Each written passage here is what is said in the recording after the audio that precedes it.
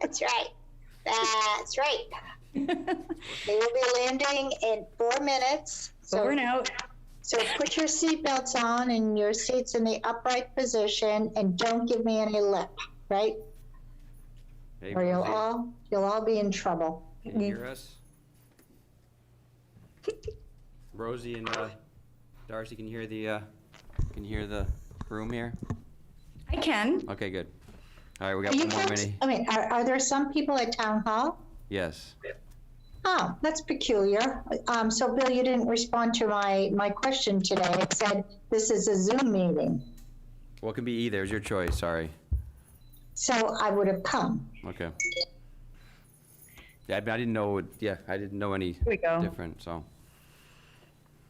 But I sent you that email because I was unsure. So if I had known that, I would have made the effort to come down there because I much prefer to be in person. Just call me or text me next time. Sorry. I didn't I understand. did. I didn't understand your question. You called me? I texted you.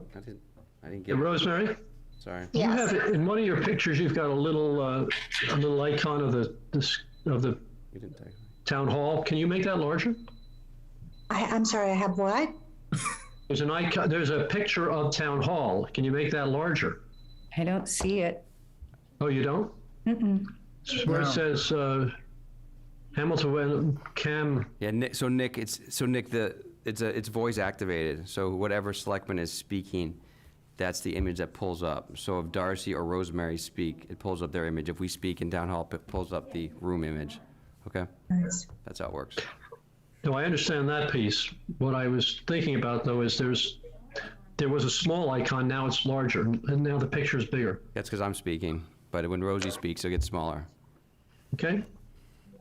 All right. Interesting. So we will call the meeting to order. So let me just pull up the agenda. So we'll call the Monday, October 4th, joint meeting of the Hamilton Finance Advisory Committee and the Selectmen to order. So I think we call them each individual to order. So I'll call the Selectmen meeting to order, and we'll do a roll call vote. We'll start with Darcy. Darcy Dale here. Rosemary. Rosie Kennedy here. We've got Jamie. Jamie's here. Sean Farrell, I don't believe is on the Zoom or here. Oh, he is. Yes. Oh, there he is. I'm here. Sean Farrell here. And then William Olson's here. And now we'll let the Finance Board open their meeting. Hi, this is Christina Shankar-Grove. Can you hear me? Yes. Yes. So I'd like to call the Finance and Advisory Committee to order at 6:32 p.m. Let me start with Mr. Wanger. Dave Wanger here. Nick Tanson here. John Perlich here. John McGrath here. And Christina Shankar-Grove here. Okay. So, I'm just trying to think how the agenda goes here. So, is Joe joining us today? Yeah, he's Joe on? Okay, good. zoomed in. Yeah. Zoomed in. So, Joe, we should do a public comment in this meeting? Or we should wait until the 7 o'clock meeting for the public comment? That's what I'm confused by. Typically, both committees do public comments and set your meeting together. I thought you'd probably want to just get that out of the way now, in case somebody has something to So we will open either up. you could address. We will open up for public comment for items that are not on the agenda already. So it looks like Corinne has a comment to make. So we'll start here in the room, and then we'll go through the Zoom. Hi, thank you, everyone. Corinne Kale, Town Clerk. I know we're spending a lot of time at this meeting talking about our upcoming town meeting on October 23rd, but I wanted to make sure that everyone is aware of the special state election that will be taking place to fill the seat of Representative Brad Hill, who resigned. So state representative of the 4th Essex District. And the primary is on Tuesday, November 2nd from 7 a.m. to 8 p.m. State election on Tuesday, November 30th from 7 a.m. to 8 p.m. And I want everybody to be aware that vote by mail is an option for both the primary and the election. The application for vote by mail is on the town website. We posted it today on the landing page, the main page, but there's also a link to the town clerk's page. So if folks could please submit that if they're interested in strictly voting by mail. And for the primary, it's critical that all unenrolled voters indicate whether they want the Democratic ballot or the Republican ballot. Because if it doesn't indicate that, we're not going to be able to send you anything, and then it gets a little confusing. So again, my main point tonight, and thank you for the time, is just to make sure that anybody watching or listening is aware of those 2 election dates. Thank you. Thank you. And on that note, I just want to say that it's not on the agenda per se, but we are discussing a certificate for Brad Hill for his 22 years of service that we would like to recognize and give to him at our meeting on the 23rd of October. So that'll come up during the Selectmen meeting at the end. Anybody else on the Zoom have comments? And I'll just let you unmute and speak, and I'll recognize you, and I'll pause, see if anybody wants to comment.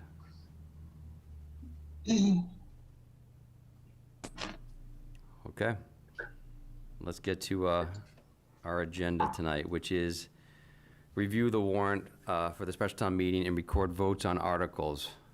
And so, Alex, if you can share the warrant. I think how many are we looking at today? There are. Sorry. There's 8 individual items. 8 individual articles. So if we can go to. So you sharing your screen? Yeah, I am. You can share your screen with the warrant. So the one thing I wanted to get Darcy's opinion on this, but Darcy, you're there, you can hear me, correct? Yes. So Darcy, typically, for some reason, the Board of Selectmen vote first, and then we let FinCom vote, but you always say you want to get the opinion of FinCom, so I'm thinking that we should talk about it as a group, but we should let FinCom do their motion before we do our motion. Do you have a comment on Yes, that? that's actually how it should go because they are in an advisory capacity. So it would make most sense to have them do their thing and then we, make our decisions I agree. based on their advice. I agree. For some reason in the past, we have done it the other way, and I think it should be that way. So, Thank you. So I think what should happen is, and Joe, you can give me the procedure, but I think we should make a motion and then discuss each motion and then vote on the motion. So I think we need to start each thing with a motion to recommend favorable action. And we'll start with, Joe, do we need to do every single, do we need to do the report one, or do we skip 1.1? You can skip 1.1. Okay, so the first one we're going to vote on is 2.1, which is the previous year bills, which comes the amount of $39.25. So can I have a motion to recommend a favorable action for Article 2-1? So moved. And who seconds that? Second. Second by Rosie. Further discussion? So yeah, this is a 9/10 vote, obviously, which is why we don't have really doing a consent motion because there's not a lot of votes and they're all sort of different percentages required. So we're going to vote each one separately. But obviously, this is not this was a late bill that came in, and it's not obviously impact any tax rate. Any further discussion from the FinCom or from the other Board of Selectmen? No. Okay. So we'll take a roll call. Just a point of order, I guess. Do we need a motion specifically from someone on FinCom? Yeah, I believe you do, Christine. All right, so I move that we recommend favorable action on Article 2-1. Second. So that was John Prulidge made the motion, and I heard Nick Tenson second. So if you guys can take your roll call vote first, and then we'll go after you guys. John Prulidge, aye. Nick Tenson, aye. Dave Wenger, aye. John McGrath, aye. Christina Schenk Hargrove, aye. And then we'll do a roll call vote. Rosemary Kennedy, Rosemary Kennedy, aye. Darcy, Darcy Dale, aye. Sean Farrell, John Farrell, aye. Jamie Newton, Jamie Knutson, aye. and William Olson, aye. All right, we'll move on to Article 2-2. And so, Joe, can you just give us a quick summary of 2-2? This is to take care of. Yeah, this is to take care of what happened at town meeting was we appropriated the general budget item and first, as we normally do, but that number had still included funding for some of the articles that we then adopted subsequently. So what wound up happening is we accidentally double appropriated some of the funds. So this motion here would seek to reduce the original article vote from annual town meeting for Article 2-3 by $875,725 so that we will have the right amount of money that we're supposed to apply to the tax rate. All right, so we'll have FinCom make the motion first and then vote, and then we will. We had, Oh, go sorry, ahead, Christina. we have discussed this. I was just going to ask for a motion from FinCom. Okay. I move that we recommend favorable action on Article 2-2. Second. Any further discussion by FinCom? All right, if we can take a vote again, starting. Dave Wanker, aye. Nick Tenson, aye. John Perlich, aye. John McGrath, aye. And Christina Shankar-Grove, aye. And can I have a motion by the Board of Selectmen to? Yes, I will move to recommend favorable action on 2-2. Second. Second from Rosie. Any further discussion? I guess my only question or discussion point is just, obviously it was in the correct favor that we're reducing, not increasing, but Joe, is this one of our financial policies to sort of make sure this doesn't happen again, or what system we put in place to make sure it doesn't happen again on further, where we separate our articles and sort of double up the number? I think we need a little better communication internally between myself and finance director. You remember we had a little bit of, we were in flux a little bit last year, and when we've done this budget the same way every year in the past, even preceding me. It just this year when we went and formed up with because you start with the total number of the budget, including all the articles, to make sure it's all going to balance. When we start to add in the other articles, we're supposed to take those funds out of the general budget appropriation, and then for whatever reason, it just didn't happen this year. So Alex is aware of it, and we've determined to make sure that doesn't happen again this year. It's just really the tax rate was calculated on the correct amount. It was just the way it was doubled up in the wording of the article. Correct. Okay. All right. Hey, so, Joe, not to drill into this too much, but was it an issue with the actual printed warrant, or was it more what was actually in the script that was approved? It was printed in the warrant and the script as the final budget number, and then we didn't just make the check afterwards to reduce the funds as we added in the other articles. So it was, like I said, communication. We'll get it taken care of. It won't happen again. Okay, because I took a look and it looked like there was a version of the warrant that was actually the correct number. Then clearly, well, I guess what happened at the meeting was the higher number. At any rate, it's the important point is that just we got to be careful about any last minute changes so it doesn't happen again. Yep. Okay.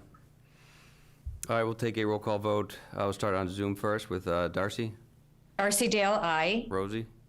Rosie Kennedy, aye. John. John Farrell, aye. Jamie. Jamie Knutson, aye. And William Olson, aye. Move on to Article 2-3. Mr. Chair, can I just ask a question here, maybe make a suggestion? Maybe if we have the FinCom and us make the motion to open it for discussion kind of at the same, one after another, then we can have a general discussion with the both of us, and then we can take a vote on it. That way it's not so kind of clunky. Sure. Yeah, I wasn't sure if we had to open and close each motion. I didn't know if you could have them running concurrently. Yeah, I think we could have them simultaneously. Okay. Yes. All right. So Article 2-3 is for the election that Corinne just discussed. So we have to raise and appropriate for about $14,000 in funds for the election staffing. So that's what this is regarding. So I'll have FinCom open up a motion. We will, and then we'll discuss. So who on FinCom can? Sorry, hold on, just one moment. We had a suggestion in the chat that it's difficult with the warrant on the screen to see who's speaking and making the motions. Yeah, we'll take the warrant off. So would someone on FinCom like to make a motion regarding Article 2-3? So I move that we favorably recommend 2-3. Second. That was David Wanger made the motion and John Coolidge second. And I'll make the same motion for the Board of Selectmen. Second. All right, and further discussion. All right, so we'll open up for FinCom first for discussion. I have one question, maybe Corinne is there, she can answer it, is where did the number 14,000 come from, number one, and number two, did I hear correctly that we're expecting to have that reimbursed? It depends on, but I think that if I'm remembering correctly, that was kind of a guesstimate of the cost. I think it was somewhere between 14 and 19,000 when we've run a special election in the past. And the hope is that they'll give us some funding for it, but we're kind of waiting for things to go another kind of round at the state level. But we're hopeful that it will come back to us. And Corinne, if you want to comment. Yeah, hi, everyone. Oh, she's here. Sorry, Yeah, Corinne. yeah, I spoke that's for you. quite all right. Correct me, please, if I'm wrong. No, not at all. Based on past experience, Nick and everyone else, an election costs around $8,500. So, and you have to anticipate all the costs, such as mailing ballots. I mean, we have no way of knowing how many people are going to request to mail a ballot, to have their ballot mailed. So, fortunately, because it is a state election, the ballots come from the state, so it saves us $1,500 there. And just so folks are aware, when it comes to ordering ballots, you wind up having to order, even for a local election, way more than you have registered voters, because by law, every voter is allowed up to 3 ballots if they spoil their first attempt. So you have to mail both folded. Now, that's one of the things about vote by mail is you now have 2 different kinds of ballots. You have the folded ones, you have the flat ones, and you have to order ample amounts of both. But again, for this election, I was able to net out that $1,500. But the costs are everything from coding the machines. Those machines don't run by themselves, as we know, and there's quite a cost to work with the company who does the coding for each machine. The election day poll workers, the police detail. You have to have the police detail there. That's about $1,500 for the day. By law, we have to post the election warrant, which we're going to do by this Friday. We have to pay the constable to do that. There are the costs of mailing the ballots, and there are costs for miscellaneous overtime and supplies that obviously we didn't anticipate when we built the FY22 budget. And we have no way of knowing whether or not the state will reimburse us for any of that. My understanding is other towns will just transfer from free cash after the bills all come in. You know, there's different ways to do it, but Is it possible they would reimburse, or is there any chance, or is it not even you say there's no way of knowing? Yeah, they have, my understanding is they have a account for elections. And as an example, last year, we didn't expect reimbursement for postage that we had to incur for mailing out ballots. But when all was said and done, they had a balance left in that account. Okay. So they were able to turn around and reimburse towns based on the exact number of ballots that got mailed out. So they're pretty good to us. They really are. We get a lot of money back from the state, assuming they have it. But again, this was a special election, so they wouldn't have had a way to build it into any budget numbers either. But I've just gotten no indication of that yet. And it's an excellent question. It was the first question Alex shot back at me too. But so right now, and just so folks know too, last year we had a supplemental, an additional appropriation for elections because in-person early voting was new, vote by mail was new, or in-person early voting was expanded to the 14 days. So we did appropriate additional funds for that at fall town meeting November of 2020, and we did not spend it all. I mean, some of this just goes back to the general fund because costs will, funds will either come in for the state or, fortunately, our own expenses come in less. So this is really the holding place to make sure we can run the elections. Okay. Corinne, does this amount cover both the primary and the election? Oh, absolutely. Thank you. Yes, it definitely does. Thank you. Any other comments from the FinCom or the BOS? Or anyone else? All right, so I will let the FinCom do a roll call vote. Nick Tenson, aye. Dave Wenger, aye. John McGrath, aye. John Prulidge, did we hear you? I think I was just sort of simultaneous, but yeah, John Prulidge, aye. Christina Shank-Hargrove, aye. Okay, and start with Sean, Sean Farrell, aye. Rosemary, Rosie Kennedy, aye. Darcy, Darcy Dale, aye. Jamie, Jamie Knutson, aye. and William Olson, aye.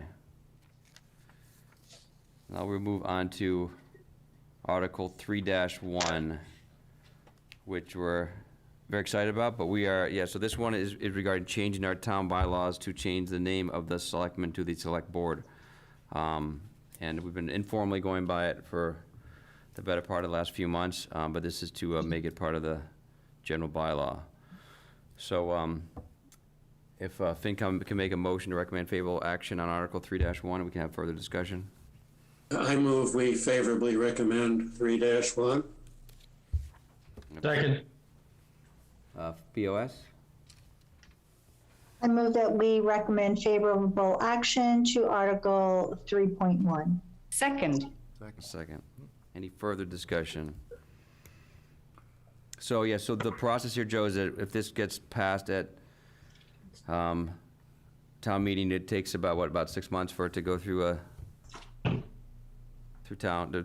city hall, through a state house? It's got to be approved at the State House. It should be about 6 months. Tom, do you feel that, refer to Tom, he's got a little more experience on this, but it's usually about 6 months in my experience. Tom?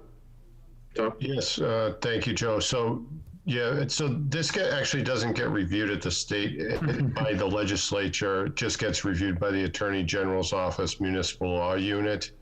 And typically, they're supposed to turn these around, or any bylaw review is by statute 90 days. And then sometimes if they're, depending upon their staffing and just how much of a workload they have from the fall town meeting schedule, because they're charged with reviewing any general or bylaw changes for any town. So assuming that, they're not under, they don't have too much of a crunch, we should hopefully be able to get it back within roughly 3 months. If they can't do it within that time period, they'll usually ask us for an extension. And for the most part, they usually try to do it within 4 months or so, but there are times when it could take a little bit longer. So the hope here is, given the nature of this change, which isn't particularly controversial and is something that many towns have done in the last few years, I wouldn't anticipate that it would take too long. So hopefully it would be within 3 or 4 months. Okay. Any other further discussions or comment? If we can do a roll call vote from the FinCom, please. Dave Wanger, aye. Nick Tenson, aye. John Prulidge, aye. John McGrath, aye. Christina Shank-Hargrove, aye. Okay, and I'll start with the BOS, Rosemary Kennedy, Rosie Kennedy, aye. Darcy, Darcy Dale, aye. Sean, Sean Farrell, aye. and Jamie, Jamie Knutson, aye. and William Olson, aye. Moving along quickly here. We'll move on. May I have a motion on Article 3-2 from FinCom? I move that we favorably recommend 3-2. Second. That was David Wanger made the motion and John Prulidge second.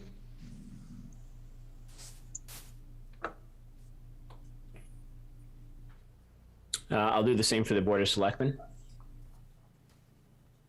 Oh, second. Thank you, Darcy. Okay. And so this is just the same, this is but the same.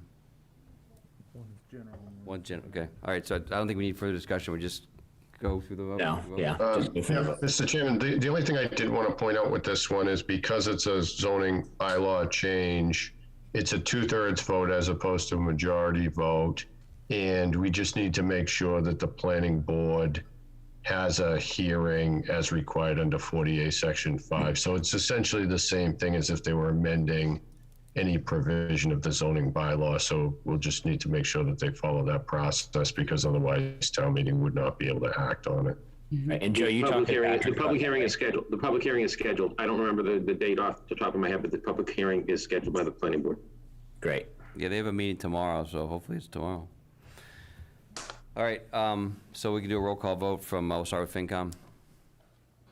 Yeah, can we take the screen sharing off while we do it?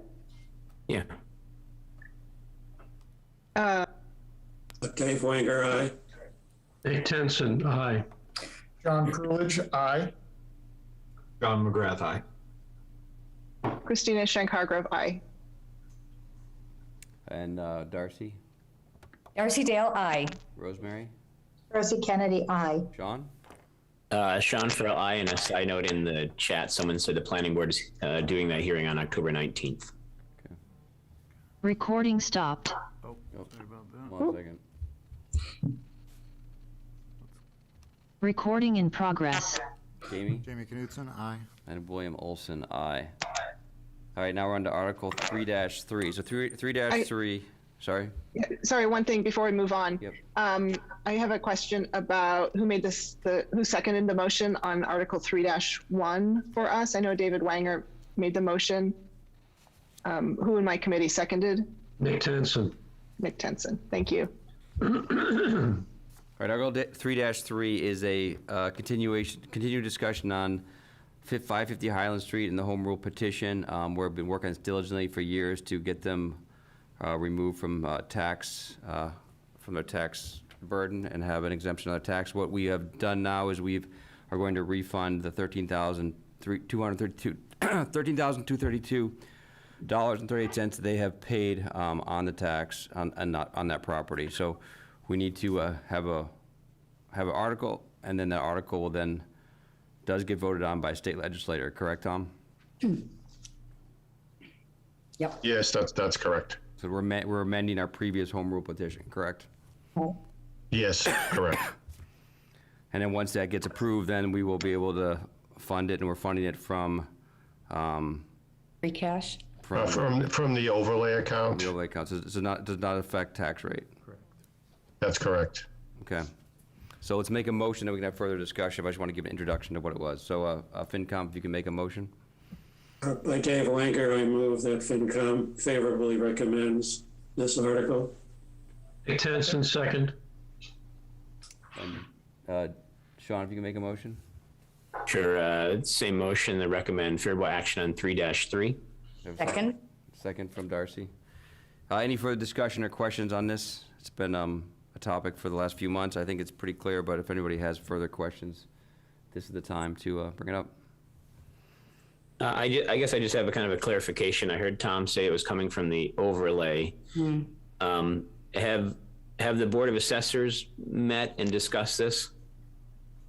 Yes, they have. This is Alex McGee, the Finance Director. The Board of Assessors has taken the necessary vote already to authorize this payment out of the prior year overlay. Okay. Wonderful. Yeah. Great. Great. Wonderful. And we did get an email from 550 Highland Street, the owners of 550 Highland. They have approved as well the language of the article, so so we have their buy-in as well. So this should close the issue with 550 Highland moving forward. Hey, this is John McGrath. One point that I wanted to make, and Alex, maybe you can do this. I wrote up the FinCom recommendation. The dollar amount is slightly different than what's in the article. So I think what we need to do is just adjust the FinCom dollar amount in the recommendation so that it is exactly equal to what's in the article. When I read the article, it was blank. So I think that's one edit that we might need to make. And also in the recommendation from FinCom, I raised a question, I think it's highlighted. Should we explain to the taxpayers what the overlay account is generally used for? So a couple of, one is a technical point, the other is a question to the group. So as a taxpayer, I generally don't know what the overlay account is. I think that's a good point, John. I think whoever reads the article and does a summary at town meeting, I think it would be worth just a minute to explain what the overlay is for and what we've done with it in the past. Yeah. Because I would say the same as you. Probably most people don't understand all the different accounts in municipal finance, so it would be helpful. So Alex, I could probably use your help to maybe craft one sentence Yeah, I'd or be two happy sentences to put into the FinCom recommendation to provide that clarification. No problem. I'd be happy to give a little summary of kind of what the overlay is. Yeah. For anyone watching right now, it's a budgeted amount that is budgeted for taxes that go uncollected. Right. So anyway, just a couple of minor points, but just trying to be thoughtful here as we go through this point. And on that note, are we sure that the number that's actually in the warrant is the correct number? That's the correct number. Okay. And it's been approved by 550 Highland Street, that number. Okay. And When I draft up the script for town meeting, I can include some language in there about the overlay account as well for review. Yeah. And Tom, maybe you could look at the language that I put in the recommendation, but I think I crafted something to the effect that this effectively closes out this issue for the town. I don't know whether that was. I haven't seen that specifically. If that was, are you talking about something that would be inserted in the brief summary that's in? No, it's a separate. In the warrant, or is that document. something different? It's a separate document. Tom, I don't know that in the past you see that document. So Joe, do we typically send? No, the Book of Recommendations is a FinCom created tool to inform the town meeting about their thought process behind various votes and the different details, so that the summary brief doesn't become too long in the warrant book itself. We typically don't have town council review the FinCom Book of Recommendations. Right. So anyway, I just wanted to bring everyone. And John, we can, sorry, John McGrath, this is Christina. We have time on Wednesday at our FinCom meeting to talk about our Book of Recommendations further, and we can talk about that in detail if that's something that we really want to have. Sounds good. Yeah, if we decide we need to have it reviewed. Sure, and I can also, if it's preferable, I can certainly add something into the brief summary here that's, a final sentence that just says that this will effectively close out the tax issue related to 550 Highland. I think that would be great to let people know this isn't going to be another article next time. I just want to correct what I said too. I had said that it doesn't affect the tax rate. Actually, there's a negligible impact because if the overlay fund doesn't get used, it gets returned to the tax. The overlay actually is a single fund that carries. So the amount that we're going to be spending on our books, it'll be coming from prior year overlay from my. But the overlay, if it was technically not spent, where does the overlay account go? It stays there. It stays there. Okay. Yeah, it just stays. Stays there. It stays there until or unless it's released by the Board of Assessors. Okay. It's basically like a stabilization fund for the assessor's office. So yeah, it's a very negligible, if any, impact to the tax rate. Yeah, I mean, I think it's a true statement that it doesn't affect the tax rate. It's just if you ever ran out of it, you needed to appropriate to, then it would. Right. You just had the word negligible. I just don't know if it's the right word to have there, but It could be confusing. it could be confusing. Yeah. Well, either it is or it isn't going to affect the tax rate for this particular instance. And if it is, we can say negligible. And if it is not, then we can say it will not affect the tax rate. If it's not, Yeah, I don't think it's going to affect the tax rate, so we could probably say it's not It going. won't impact the tax I would rate. agree. It won't impact it. Let's change the word It negligible. won't impact the tax rate. Yes, let's change the word negligible to have So no impact. I can change that so it just says it'll have no impact on the FY 2022 tax rate. Perfect. Perfect. All right, any other comments, questions? I just think that John McGrath's comments about explaining about the overlay account is very helpful. I think anytime we can educate our citizens to what is going on in town finances, I think that's very helpful. So thank you, John. So Alex offered to write a sentence that he will share with them before Wednesday, before their meeting, so they can talk about it. Yep, no problem. Thank you. So, and I have, comment, question for the Finance Advisory Committee. I guess my concern about this article is that it sets a bad precedent for when we decide to abate or not and take this kind of action. It's obviously, it's not, the amount of money, certainly as it affects the budget, doesn't bother me so much as other people who are, might feel similarly aggrieved but didn't request their abatement in time. I think you're confused. They were not, the taxes that were assigned to them were not theirs to pay. That's what this is all about. It's not that they owed taxes and are looking for a rebate. What it is that they live in state-owned DCR property upon which no tax will be paid. And they were inadvertently charged by our assessors, and we really had no basis to do that. And so we are undoing what was done to make them whole. And this will probably never happen again because it was a fluke. Well, Darcy, I have a problem with that because that I don't believe is correct. Right. What do you believe? What do you believe? So my understanding is that the tax was asserted correctly at the time, and so that this is giving back money to people who paid their taxes and didn't request an abatement. I don't think so. I do. Anybody have another view? I think Darcy. I'm with Christina. Legally, we were allowed to charge taxes on the property, which is why we had to go get a special act to not charge taxes on the property. We decided as a town that we didn't want to charge taxes. That's why we voted for a special act. So at the time, we were legally allowed to charge taxes. The owners of the property should have asked for a rebate, but because there was another issue going on, it got wrapped up in the other issue, and it got missed in the discussion of the last special act. So we were in the last home rule petition. So I think there was mistakes on both sides, and that's why we're trying to correct it. But it wasn't, nothing was done illegally or incorrectly. It was the process of the home rule petition that didn't holistically address all the issues. So that's sort of what happened.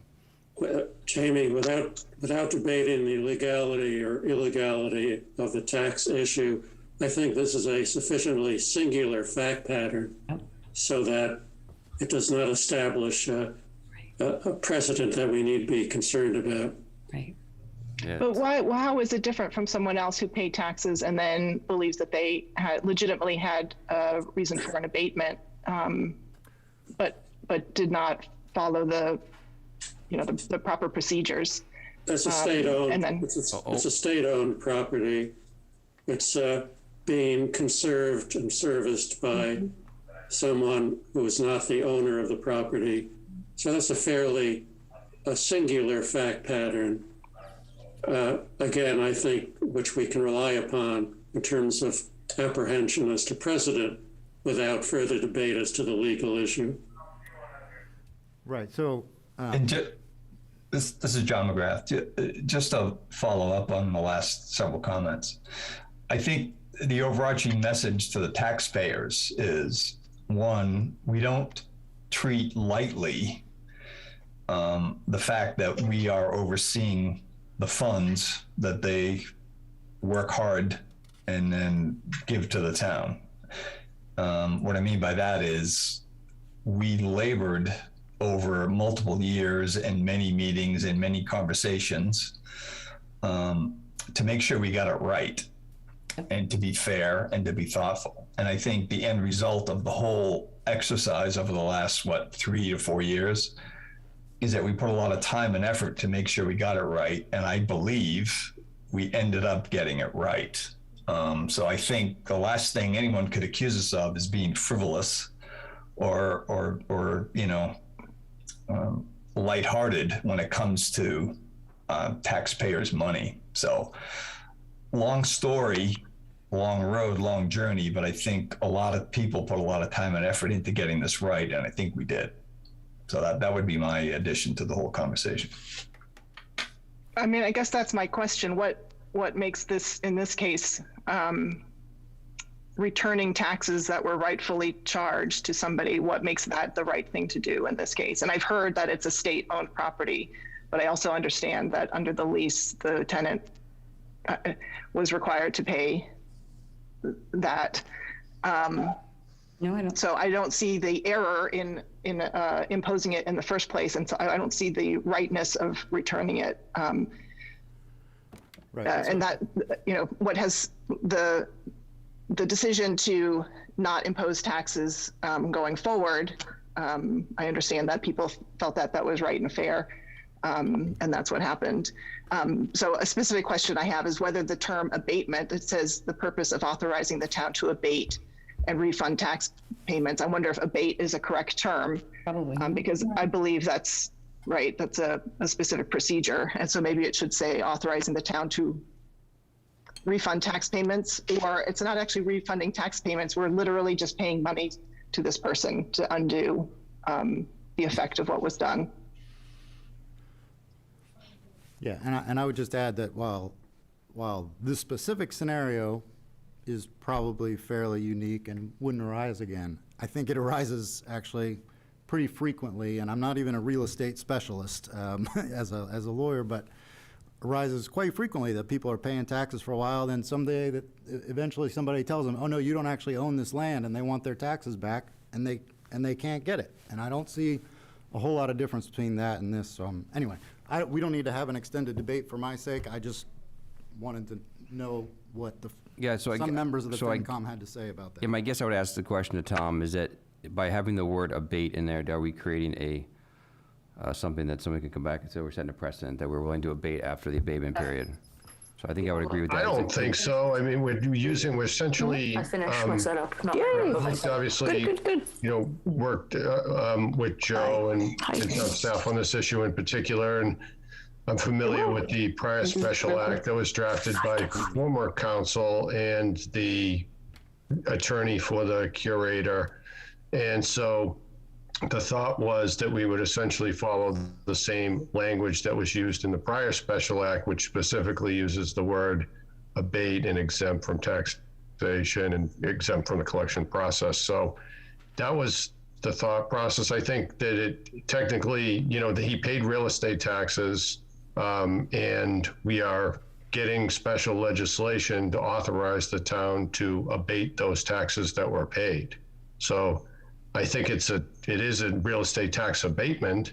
It obviously didn't follow the same process that would normally be followed in accordance with Chapter 59, but what we are doing is abating a tax. With respect to the legality of the tax, I know there were a few questions about that came up earlier, so I did want to at least address that. So with respect to any state or federally owned property that would otherwise be exempt from taxation, General Laws Chapter 59, Section 2B allows for the town to assess the leasehold interest that's held by an entity that's essentially not tax exempt. So that's essentially what happened here. You see it, I think probably the most common example you would see is for, if you take the subway, for example, and you go into Government Center Station, there's a Dunkin' Donuts and a news shop and things like that that are inside the station. So the MBTA is a public entity. I'm having trouble hearing. I'm sorry. No, it's okay. So, and you'll see, for example, Dunkin' Donuts will be inside of MBTA station. The MBTA clearly is tax exempt. However, Dunkin' Donuts is not. So in that case, the city of Boston can send a tax bill to Dunkin' Donuts in accordance with the provisions of General Laws Chapter 59, Section 2B. Here, the residence this property is being used essentially as a personal residence. And so it certainly is legal for the Board of Assessors, in my opinion, to have sent them a tax bill. Ultimately, if the board town meeting and the finance committee want as a policy decision to say that a property such as this should be exempt from taxation, which is essentially what was done kind of on a going forward basis, that certainly is something you can do as a policy consideration. But ultimately, I do think that in my opinion, that the taxes were properly assessed initially, and if the curator had an issue with the tax assessment, there's obviously the abatement process that can be followed under Chapter 59, Section 59. So, which wasn't done, and that's why we're in the position that we're now having to get a special act, because there's no other legal authority available to the town to abate these taxes if it wished to do so.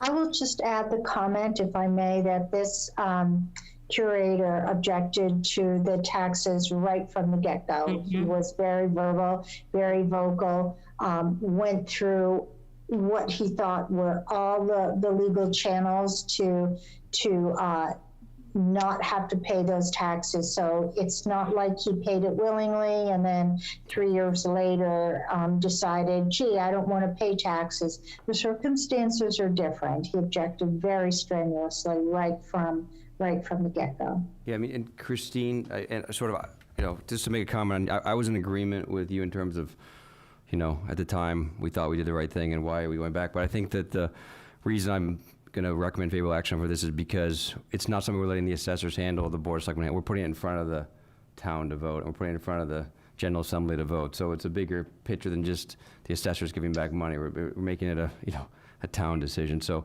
that's why I was okay with putting it on the warrant and not just voting for it as a board or as an assessor's office. So I recommend favorable action to put it on the warrant and let the citizens decide if they think it's appropriate for this to be refunded based on previous, issues at the location. And I think, like John said, this is a thoughtful, long process that we've gone through to make, try to make no knee-jerk reactions and nothing quick, but thoughtful process that involves everyone to build consensus. So. All right, unless someone from the FinCom has further questions or comments, if you're ready to vote. Looks like we are. I think you're on mute, David.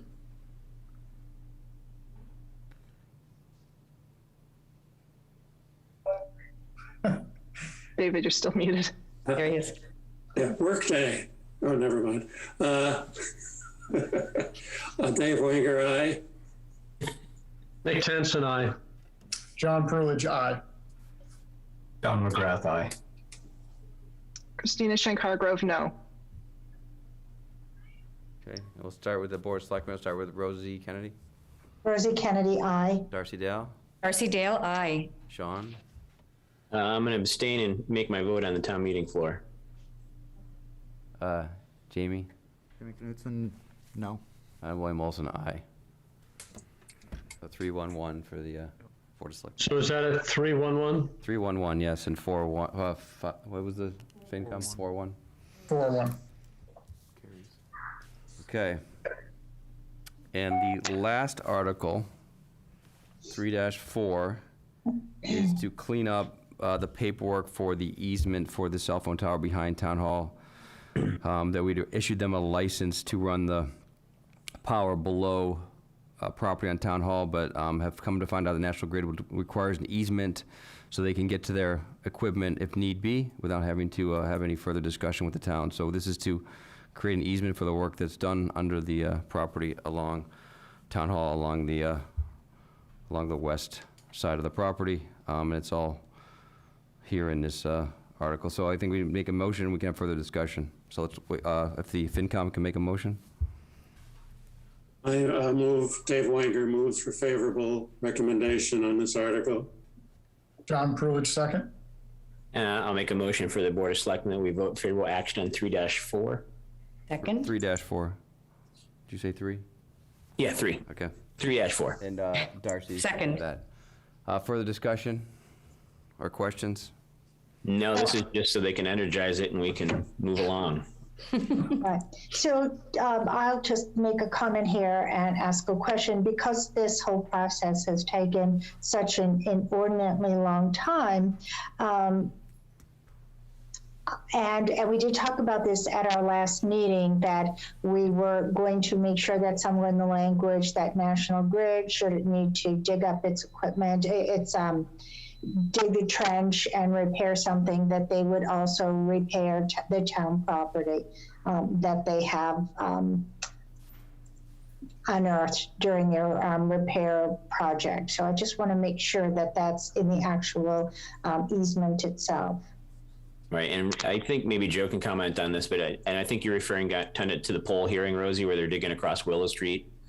I think, but I think. Well, I think you're right. I did refer to that, but I'm also. Right, for this as well, right. You just want to make sure that National Grid is doing their follow-up for blacktopping or redoing. Exactly, because this has taken such an inordinate amount of time for them to bring to fruition. I mean, when did this start? Holy mackerel. So That's why I just want to make sure that it's in the language. Right. No, and I think that's their standard practice, but Joe can ask if we, or answer if we need to put it in the language.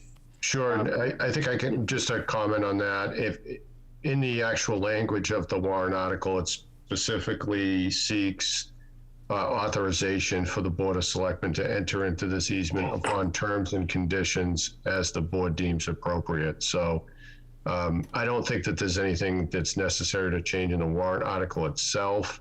Ultimately, this is just getting town meeting to authorize the board to exercise, to enter into the easement, but the board can negotiate with National Grid in terms of the specific provisions that you want to see in there.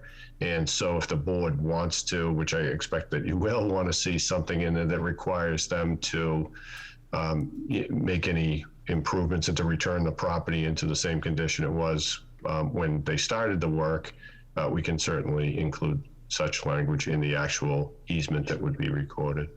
And Tom and Joe, do we already have the easement that National Grid sent to us and we can edit that if we need to? Is that kind of where we are? Sure, we probably do. I'd have to look back on it, but we have, obviously we represent quite a few different cities and towns, so this is not a novel issue. We have prepared various easement documents with National Grid, Verizon, and all the other utility companies. So if we certainly do have some standard language that we would propose. Thank you. Thank you. Okay. Any other questions or comments? All right, we'll start with FinCom. Dave Wanger, aye. Nick Tenson, aye. John Perlich, aye. John McGrath, aye. Christina Shankar-Grove, aye. And Board of Selectmen, we'll go with Rosemary. Rosie Kennedy, aye. Darcy. Darcy Dale, aye. Sean. Sean Farrell, aye. Jamie. Jamie Knutson, aye. And William Olson, aye. So, Joe, what do we gotta do next? I think you should probably close the joint meeting and open up the poll hearing for National Grid. Okay, so FinCom, I have a motion to close your meeting. I move that Do we adjourn? FinCom adjourns. John Perlich, second. You guys can vote. You guys can vote that. Dave Wanger, aye. Nick Tenson, aye. John Perlich, aye. John McGrath, aye. Christina Shankar-Grove, aye. The FinCom meeting is concluded. Thank you. Thank you, you. FinCom. Appreciate you joining us tonight. Thanks, everybody. Now we need a Thank you so motion, Joe, much. to what, close Good the, night, thank you. And Bill, I will be taking my leave as well. I notified you earlier. Yes. Thank you. Bye. bye. Good night. Bye, Bye, Darcy. Darcy. So, Joe, do we need to make a motion to close the joint Yes. meeting? I'm sorry? We need to still make our motion, right? So, Sean, if you can make a Yeah. motion to close the joint meeting and open up our Board of Selectmen. meeting. Correct. So moved? Did I hear so moved? So moved. Have a second? Second. Rosie, if you, vote. Yes, Rosie Kennedy, aye. Sean? Sean Farrell, aye. Jamie? Jamie Knutson, aye. And William Olson, aye. All right, so we're gonna start with the National Grid poll hearing for Walnut Street.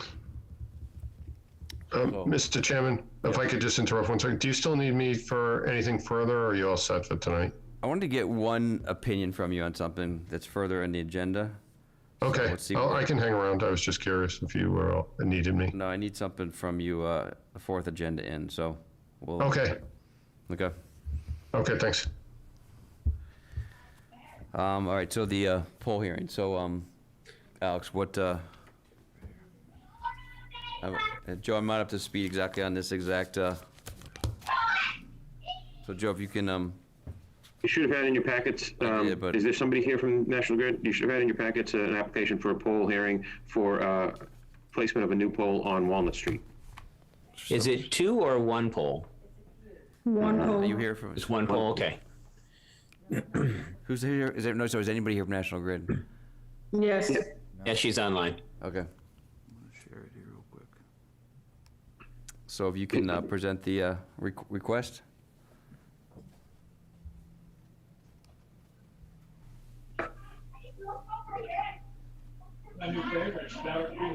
Who's?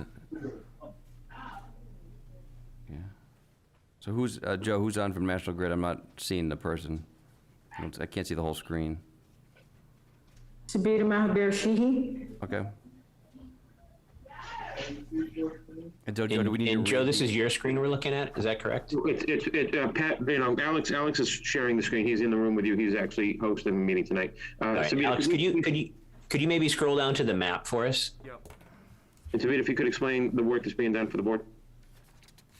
And then zoom in a little bit, Alex, that'd be great. Okay, Sabita Mahabir Shihi, representing National Grid, 44 River Street, Beverly, Massachusetts. There is presently a guy wire in a dead tree on this person's property. They need to have the tree removed because it's endangering their home. And this is to replace the structural integrity that that guy had initially provided. So at the end of the day, what once a tree's removed, what's the change to the power grid? There's no change to the power. There's, we need to stabilize the corner coming around because it's about a 30-degree angle coming around that corner. It's not fully represented here, but we need to keep the pole from going towards the property at Lot 6. Gotcha. Seems fairly straightforward, and I think I've seen that tree, and it does need to be removed. And this new anchorage is on whose property? It is on the public way and going towards Lot 13. And Lot 13's aware of this petition? It's their tree that we're taking the guy wire out of. Then they're aware of the new guy wire? Yes, they are. Okay. And when is this work scheduled to take place? Probably 6 weeks from the passing of the petition.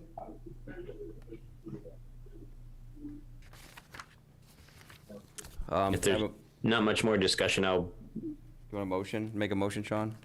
I'll make a motion that we approve the. Point of order, Mr. Chairman. If you could just check, Mr. Chairman, and see if there's anybody else on the call that has any comment or questions. No, I'm gonna open up for discussion, Joe. Yeah. Once we make the motion. I move that we approve the petition for the movement of the pole for National Grid. Second. So I'll look to the public, or anybody on the Zoom has any questions or comments on this? So I just have a question. So it'll be going from Lot 6 over toward Lot 13. So is it the pole or P number 947? Is that the one you're talking about? 947-1 is going to be the new pole. Okay. That will be supporting pole 947. Okay. And so the wires will go across the street, across the road as well? Yes. Okay. And just review for me again, I apologize. Where is the pole located right now that's going to be coming down, or the tree? Where is that? The tree is approximately where the number 13 is on your map. Okay. Huh. So the wires went sort of from the edge of the road, they went sort of in a V configuration onto Lot 13. Is that what you're saying? It went into their tree, yes. It was tied to the tree. Yeah, okay. That's an interesting configuration. Yeah, I agree. Okay. Better to not have it in the tree. Yeah, okay. Thank you for that explanation. All right, I'm ready to vote if no other further comments. Yeah. All right, we'll start with Rosemary. Rosie Kennedy, aye. Sean. Sean Farrell, aye. Jamie. Jamie Knutson, aye. And William Olson, aye. we need to sign something before we go? So, Corinne, do we need to sign this? Yeah, if you, those of you who are in the room could sign it, and then we'll have it with Lori. Alex should have it there for you, and then it'll be in the office with Lori to be signed by whoever can make it in tomorrow. Thank you. Okay.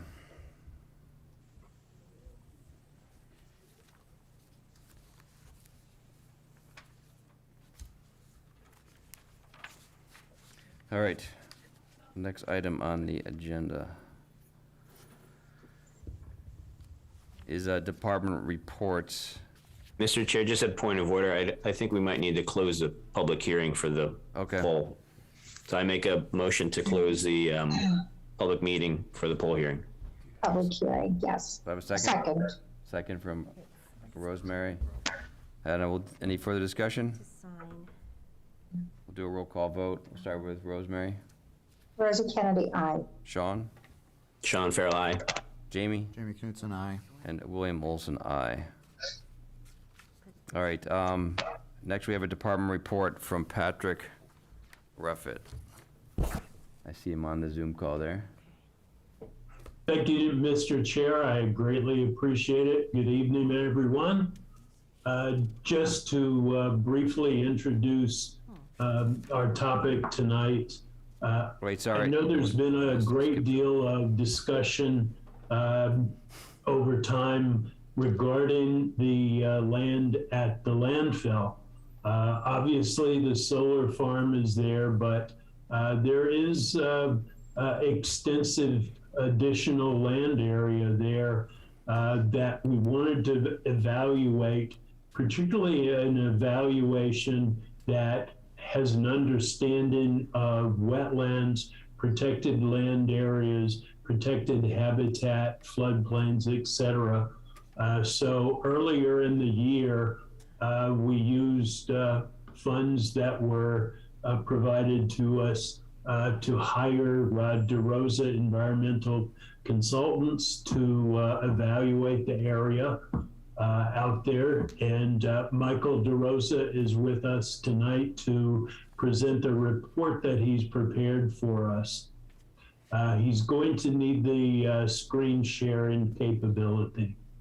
So, and just before we do that, so I was thinking we were on this, it's been a long night, I was thinking we were on the second agenda item, so I kind of skipped a few things because we weren't actually on the agenda items yet, we're still on the public hearing, but you can go ahead and present this, and Patrick, and then we'll back up to what I skipped over, okay?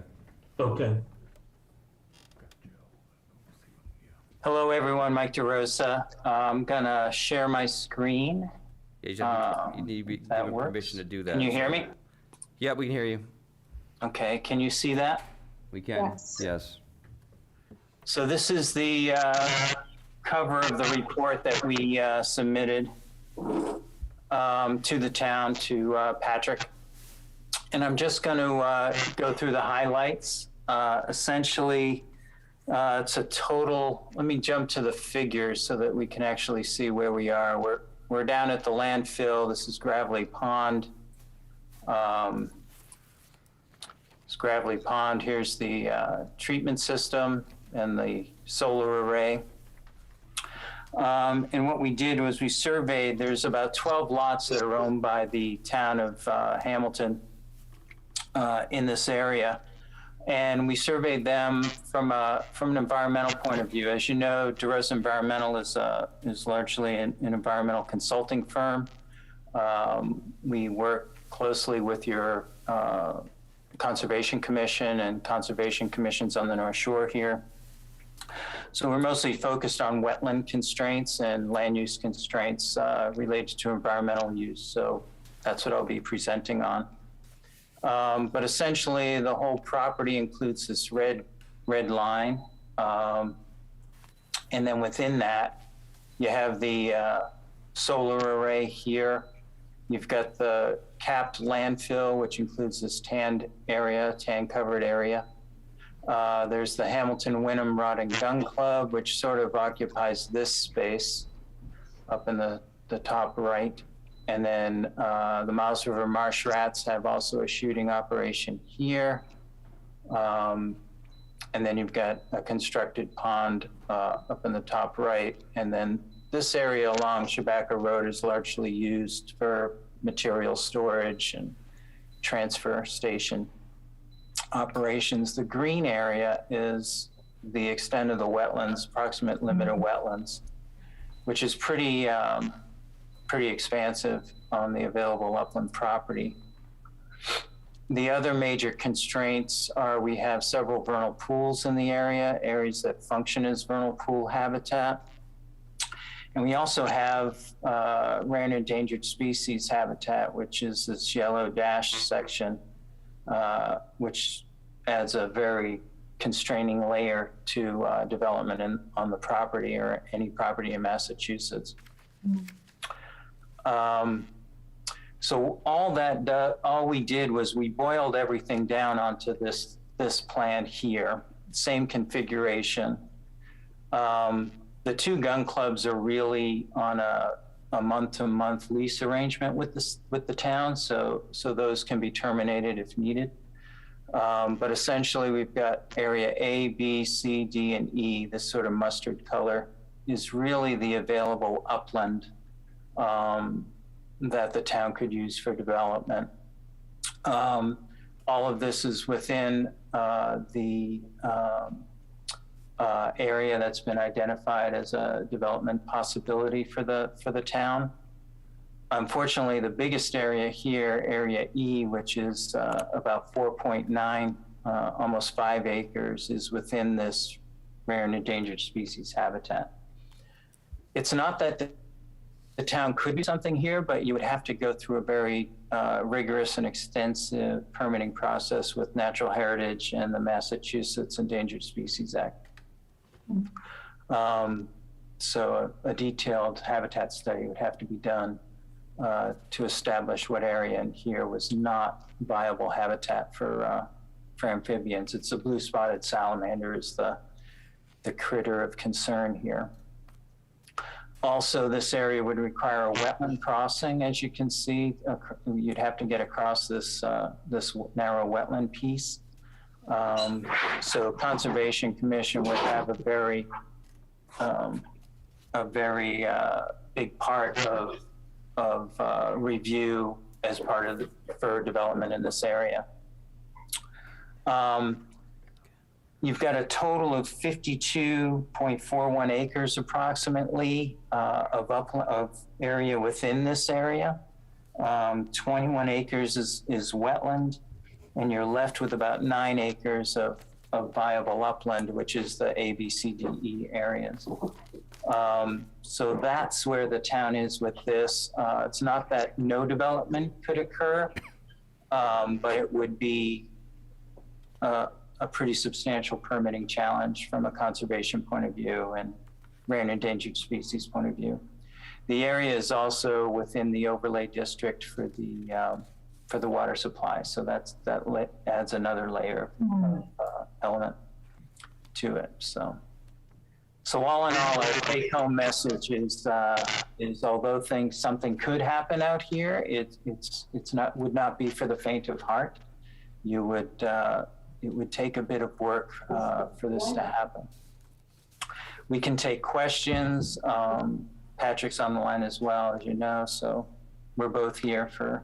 I mean, it's good to know what we have and what we don't have. So I think it's important to have that knowledge. But so Patrick, what are the next steps that you think we should do based on this information? I think the next step is to understand the leases of the available property areas a little bit better, and to also have a little bit better understanding of what those land areas might have the ability to accommodate. You know, I know there's been discussion that the local logging business on Willow Street might have a good fit for property out here. You know, that is probably a good discussion to have with Welch and Lamson's regarding that.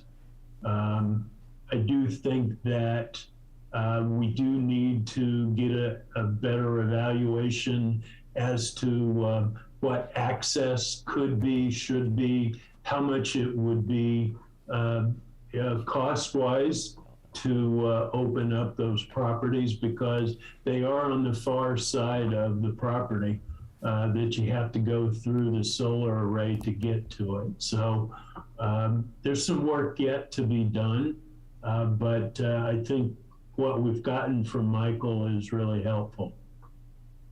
Okay. Mike, I have a question. So without parcel E here, it's about 4 acres altogether, is that correct? Right, 9 minus 5 would be 4. Okay, So you're left okay. with about 4, and they're disjointed. You know, they're not contiguous. So I'm wondering where is the road? Is it along the red line to the left of the solar array? See if we can see it a little better here. Yeah. And you can see it coming off of Chabaco here, Okay. and then Okay. follows in this way. Oh, okay. Yeah. So it gets back in there. Yeah, so it wouldn't be impossible No. to have some access. Yeah, and there are a couple crossings here over culverts now. So, you know, you just have to bring those up to code, obviously, for whatever the use is. Yeah, okay. So would all the land be accessible without crossing wetlands, or is it just if you switch back to the original? Yeah. The So the original only, solar? D and E would require a crossing. Okay, and E is, A, B, and C are accessible, yeah. oh, okay. Interesting. Okay, thank you. You're welcome. Okay, Patrick, anything else you want to talk about? No, I think that's that covers this pretty well. There is something that the town is also working on that I will bring up. The planning board will host a public hearing on October the 19th. That will be focused on the scenic road hearing for Chabaco Road. So there are a lot of interested folks regarding that part of town. We also have the ongoing 133 Essex public hearing in front of the planning board. So a lot of the same folks that are interested in that project will be interested in that scenic road public hearing. As the select board is aware, we're trying to get Chabaco Road up to code, make it more usable, safer for emergency access, safer for the residents as well. Okay. And this will be available on the town website? This Yes, report? it'll be on the town website. It'll be with HWCAM coverage. We will have it as a webinar. Okay. All right, anything else, Patrick, before we move on? Let's see, the ZBA are likely to conclude their hearing on the 10-unit Habitat for Humanity project this Wednesday night. So they'll be preparing their decision shortly thereafter. I know that there's been some communication back and forth from Harbor Light Community Partner. They have been working with Peter Britton regarding some of the property there at 421 Asbury. That project has not been awarded yet by the state, so we're all waiting on that. Okay. All right. And Patrick, you can just hang on for for the manager reports, selectmen and manager reports, I'm gonna mention something about tomorrow and about the 133 Essex Street property, so just make sure you're on in case I misspeak on that summary for tomorrow. Okay, happy to do so. All right, so we're gonna jump back. I was thinking we were on the agenda items, but we were on the public hearing, so I missed a few things. So it's a long night already, so I'm gonna go back and just make sure we cover everything. But there's board and committee openings. We have finance and advisory committee. We have 2 associate openings. Conservation Commission has 2 openings. Hamilton Historic District Commission has 1 opening. Open Space Committee has 2 openings. Hamilton Planning Board has 1 associate member opening. And the Hamilton Affordable Housing Trust has 1 opening. So lots of opportunities to get involved, depending upon your talent and your interest. For selectmen and town manager reports, I'll try and be brief, but a bunch of stuff going on. For the Hamilton Wenham School District, they are starting a process of developing portrait of a graduate, which is something they do every few years. They start those meetings on 10/15, so look for emails on that if you want to be involved in the process to create a portrait of a graduate. Other good news is the MSBA, the building for the schools, has picked Cutler School to review it for a senior study as the next step. So there's some opportunity maybe there to have a school improvements at Cutler, and that's a long process, but we have reached the next step of that process with the MSBA. And then the last thing with the school is we're going to start having student reps on town boards and committees. We're going to start with the select board. So I reached out to Eric, Tracy, and Brian. They put an announcement in the school for volunteers to be a rep for the Board of Selectmen. We have 2 students who have volunteered. We're going to go through over the next days and weeks and talk with them and pick one to join us for the next year. And then we'll roll that out to other boards and committees. We think it's important to involve our young community into town government. And then for the for the planning board, there is a meeting tomorrow for 133 Essex Street to continue that hearing. I think and Patrick, the thing I saw most on that was that last week there was some robust discussion about whether or not this falls in the GPOD, and the workaround for that is to separate the farmland into a separate A&R lot. So it looks like tomorrow they're going to propose that. So is that the big agenda meeting for tomorrow, is to separate the farmland so doesn't fall within the GPOD. Is that correct? Yeah, that's the one of the big topics tomorrow night. We're also still addressing some of the inclusionary housing elements to the project as well. So there's more presentation, more discussion. We were expecting an opinion from town council, which we haven't seen yet. Okay. All right. Rosemary, do you have any other town reports, selectmen reports?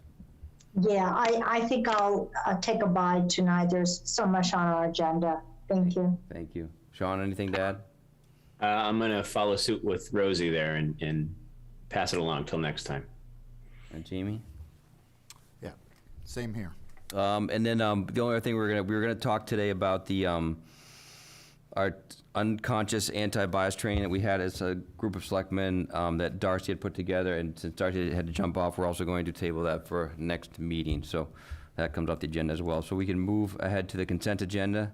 So I can have a motion to approve the minutes of the August 16th Board of Selectmen meeting and to appoint Sarah Holden Searle to the Hamilton Wenham Cultural Council. So moved. Do I have a second? Second from Jamie. Do I have any further discussion? Is Sarah on? Yeah, just Sarah's on. I'd just like to say hi to her and say thank you for volunteering your time. And if you want to introduce yourself to the group, please do. Hi, everyone. Thank you so much for considering me. I am a new resident to Hamilton. I grew up in Peabody. 2 very active parents in our community, so I'm looking to bring that same activity to Hamilton. So thank you so much again. Yes, great. And you got a fun job being on the cultural council, which is a fun job to look at all the grants and give money to the right people. Yeah, exactly. Thank you again. Great. All right, we'll do a roll call vote. Start with Sean. Sean Farrell, aye. Rosie. Rosie Kennedy, aye. Sean. I'm sorry, Jamie. Jamie Knutson, aye. And William Olson, aye. All right, so we move ahead to the fun part of our agenda. We have a Eagle Scout who wants to present a project, or a project for their badge, so for the senior center. So I will open the floor up to have him present. Cooper? And I think, Rosie, you work with him on this as well, too? I did, yes. Okay. Can I share my screen? Yep. Yes, you can share your screen.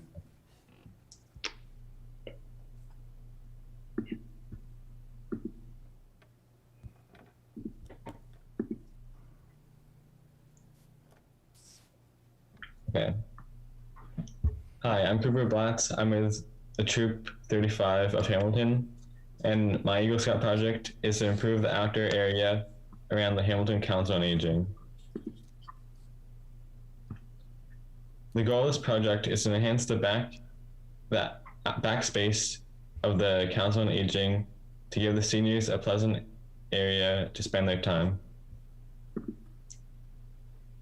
My first step is to build 2 elevated planting beds where the dimensions will be 8 feet by 2 feet and 29 inches tall, and they can plant different things depending on the season, and they can even plant vegetables or flowers during the summer. Here's where I plan to place the planting beds, and the dimensions of the planting beds may become a little smaller depending if I get approval from my Scouting District Advancement Chair.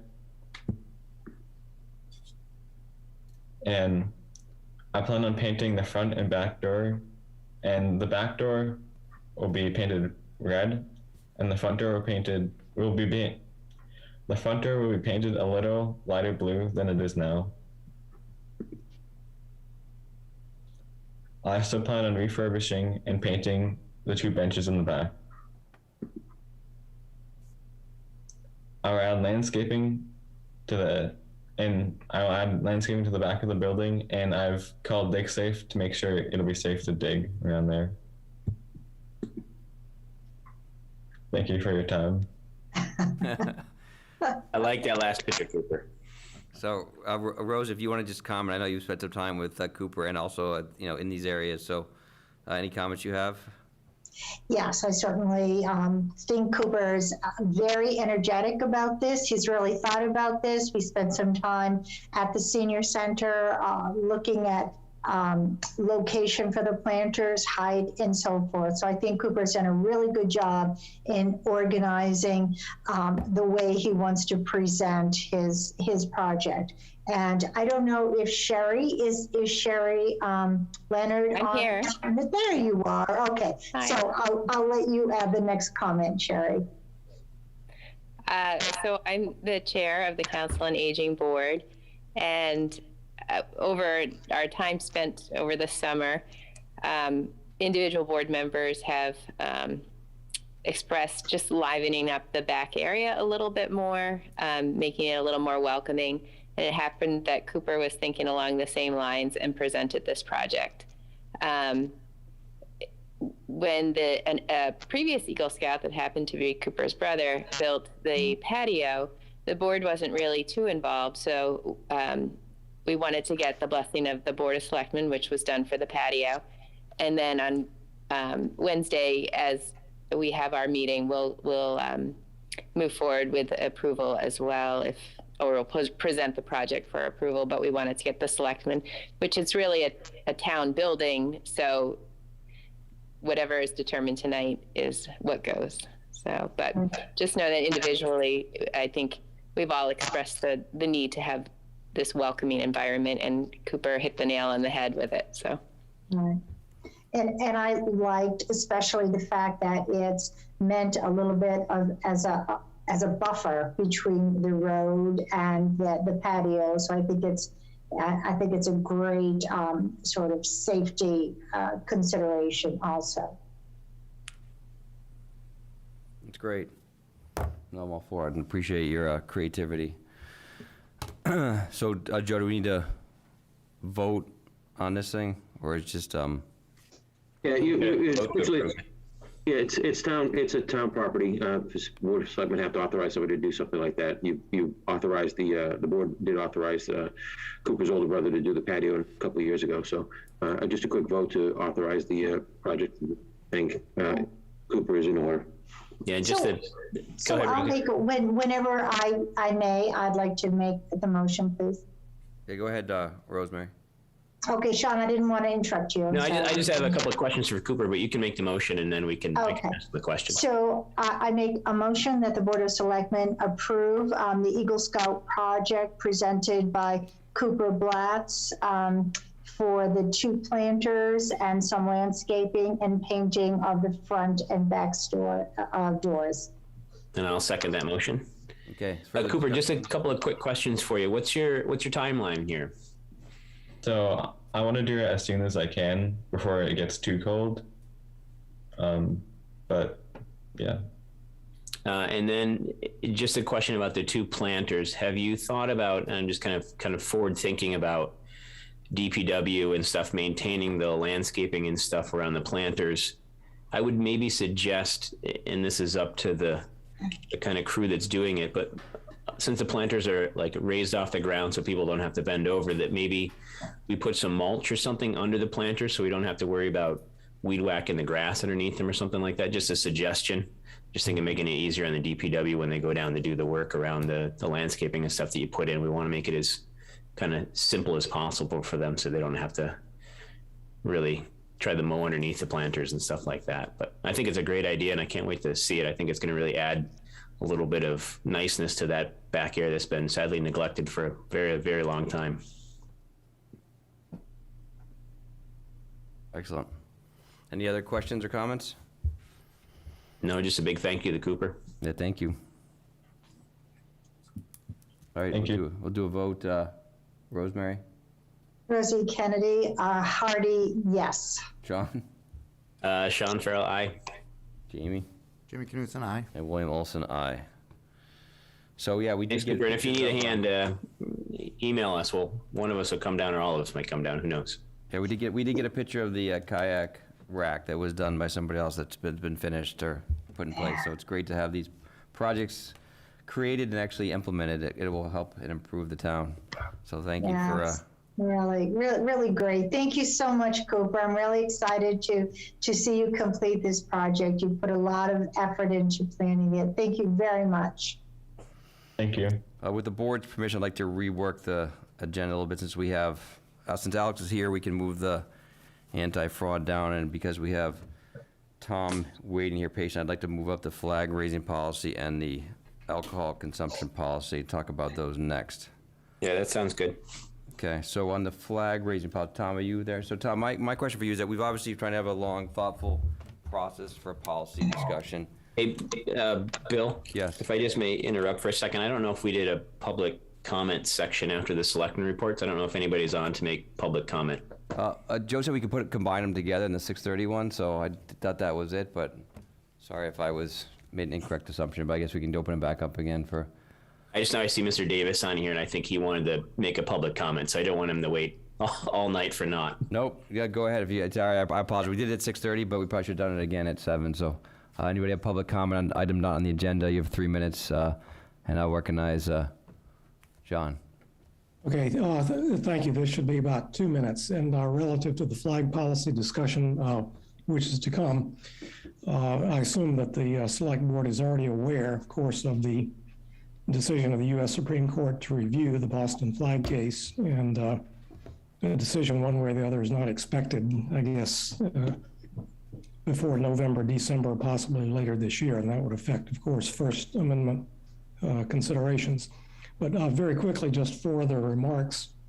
Number one, I am certainly of the opinion that the Select Board is the proper body to formulate policy on this issue rather than expecting the town meeting as a committee of the whole to wrestle through such a complicated issue. That's the first thing. Number two, I would also recommend that the board, certainly whatever the final text might be. So John, sorry, John, if your comments are all about the flag policy, that's part of the agenda, so that's not part of public comment if it's on the agenda. So Okay. your comments have to be limited to things that aren't on the agenda. Okay, fine. I'll wait until the flag discussion. Okay. Thank you. All right, sorry about that, but I didn't want to the board has to speak first before you can comment on stuff like that. So, but thank you for commenting, and we will get back to you. Anybody else have public comment on things not on the agenda? So Tom, that was actually my question for you on the next topic, is that obviously we're trying to have a thoughtful discussion about setting policy. I mean, we've talked about this before, but, obviously the board of selectmen sets policy, not town meeting does not set policy. We don't set policy. We vote on articles and allocating funds, but we don't actually set policy. We don't write policy at town meeting. But the question for you, Tom, is that, we've had some comments about, well, because the Supreme Court is looking at this case, that it would be not proper for us to consider developing a policy while there's a Supreme Court case going on. So I'm looking for your direction on if we should pause our policy writing, or if we think that we should, it's irrelevant. We can set policy, and the Supreme Court's always looking at dozens and dozens of things all the time. So what's your opinion on that?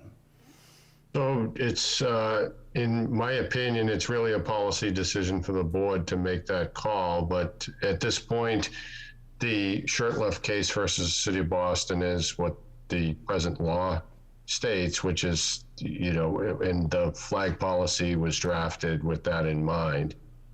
As the previous speaker indicated, the Supreme Court has decided to take that case up. So it certainly is possible that that decision could be overturned, or that the Supreme Court could give some further guidance. But you're right that, it's not unusual for a board or a city or town to adopt a particular policy that ultimately the Supreme Court or the SJC, if it's just a Massachusetts issue, will ultimately make a determination concerning that particular policy that could impact whether or not you need to change it or whether or not the policy is enforceable. So if the board wanted to, you certainly could adopt a policy, recognizing that it's certainly possible, depending upon how the Supreme Court rules on this issue, that you may have to change it going forward, that certain aspects of it would not be enforceable.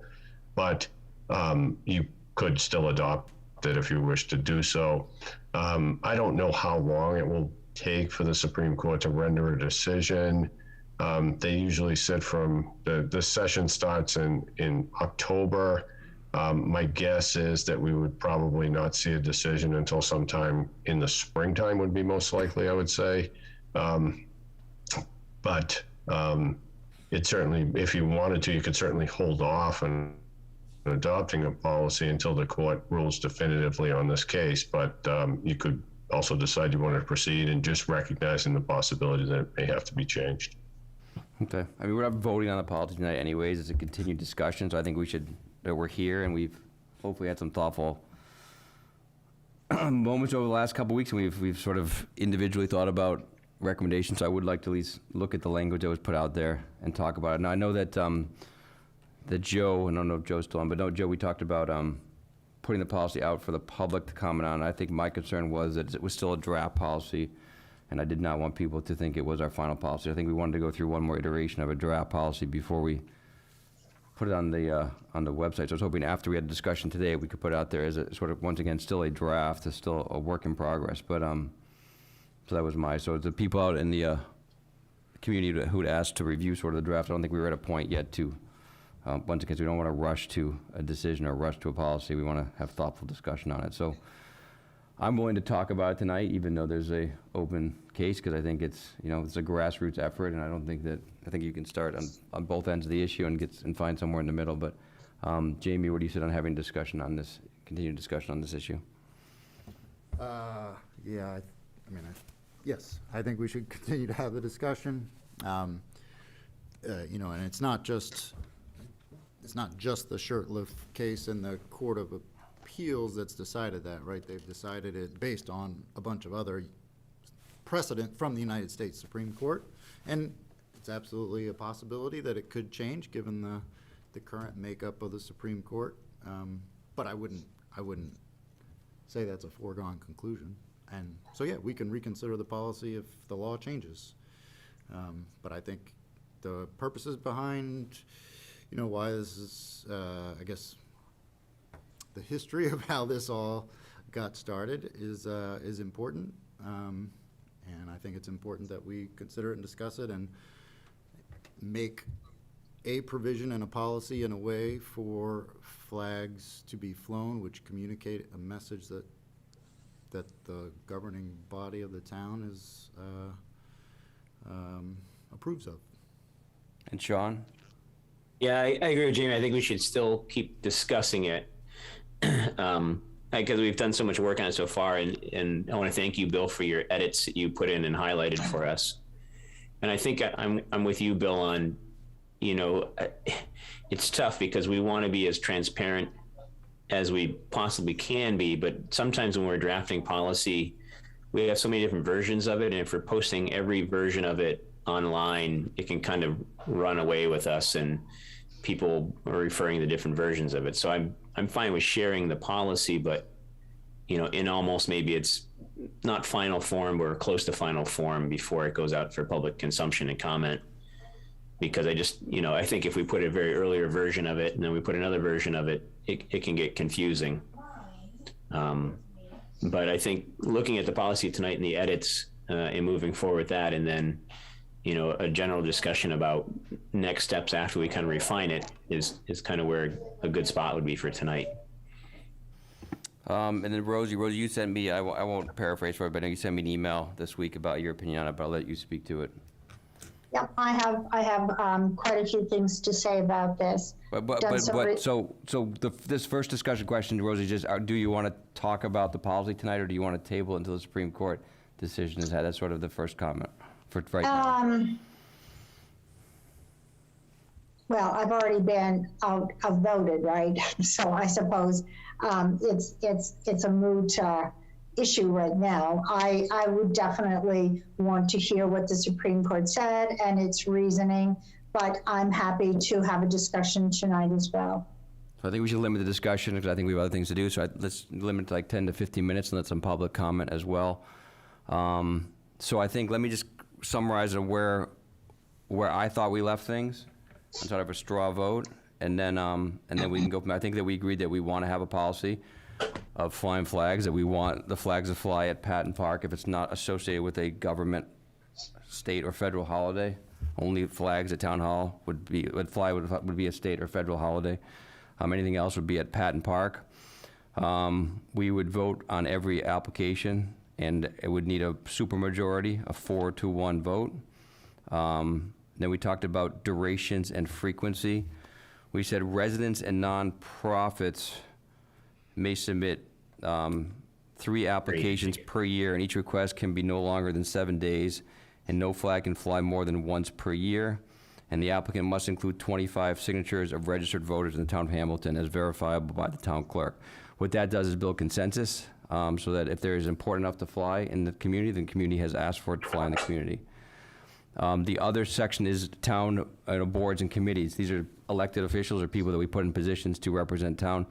So to limit them would sort of be, a conflict of what we asked them to do. So for Town of Hamilton Board of Committees, there are unlimited applications, but the duration's still the same. They can't fly for longer than 7 days, although the board can issue an exemption for up to 30 days in length, depending upon if it's a month holiday or something like that. But it's 7 days unless we vote on an exemption. The application must include a letter from the board and committee acknowledging that the majority of the board or committee has voted in favor of the application, and no flag can fly more than once per year. So really the only difference of a Hamilton Board Committee is they have unlimited applications, and we can, as long as they come with the majority of the board votes for it, and they can fly for up to 30 days with a special exemption. And that was really it. Everything else was sort of, there's the size of the flag and hours that it flies. But so those are the things we talked about last week in terms of durations and frequency. Obviously,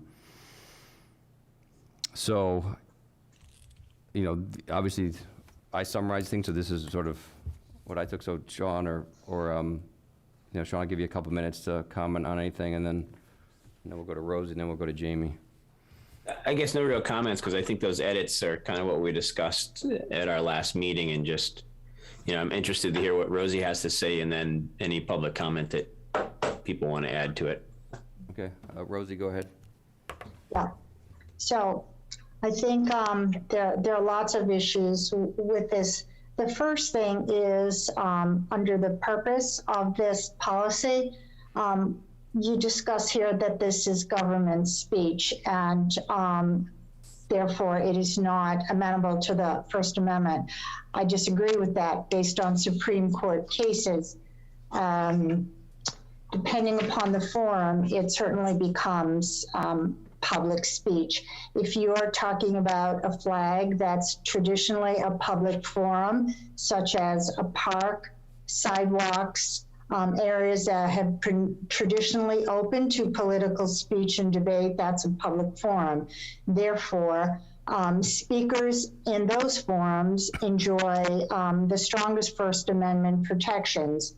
And the government, the town, is not allowed to discriminate against particular speakers, because to do so would be called viewpoint discrimination, which is specifically prohibited under the First Amendment.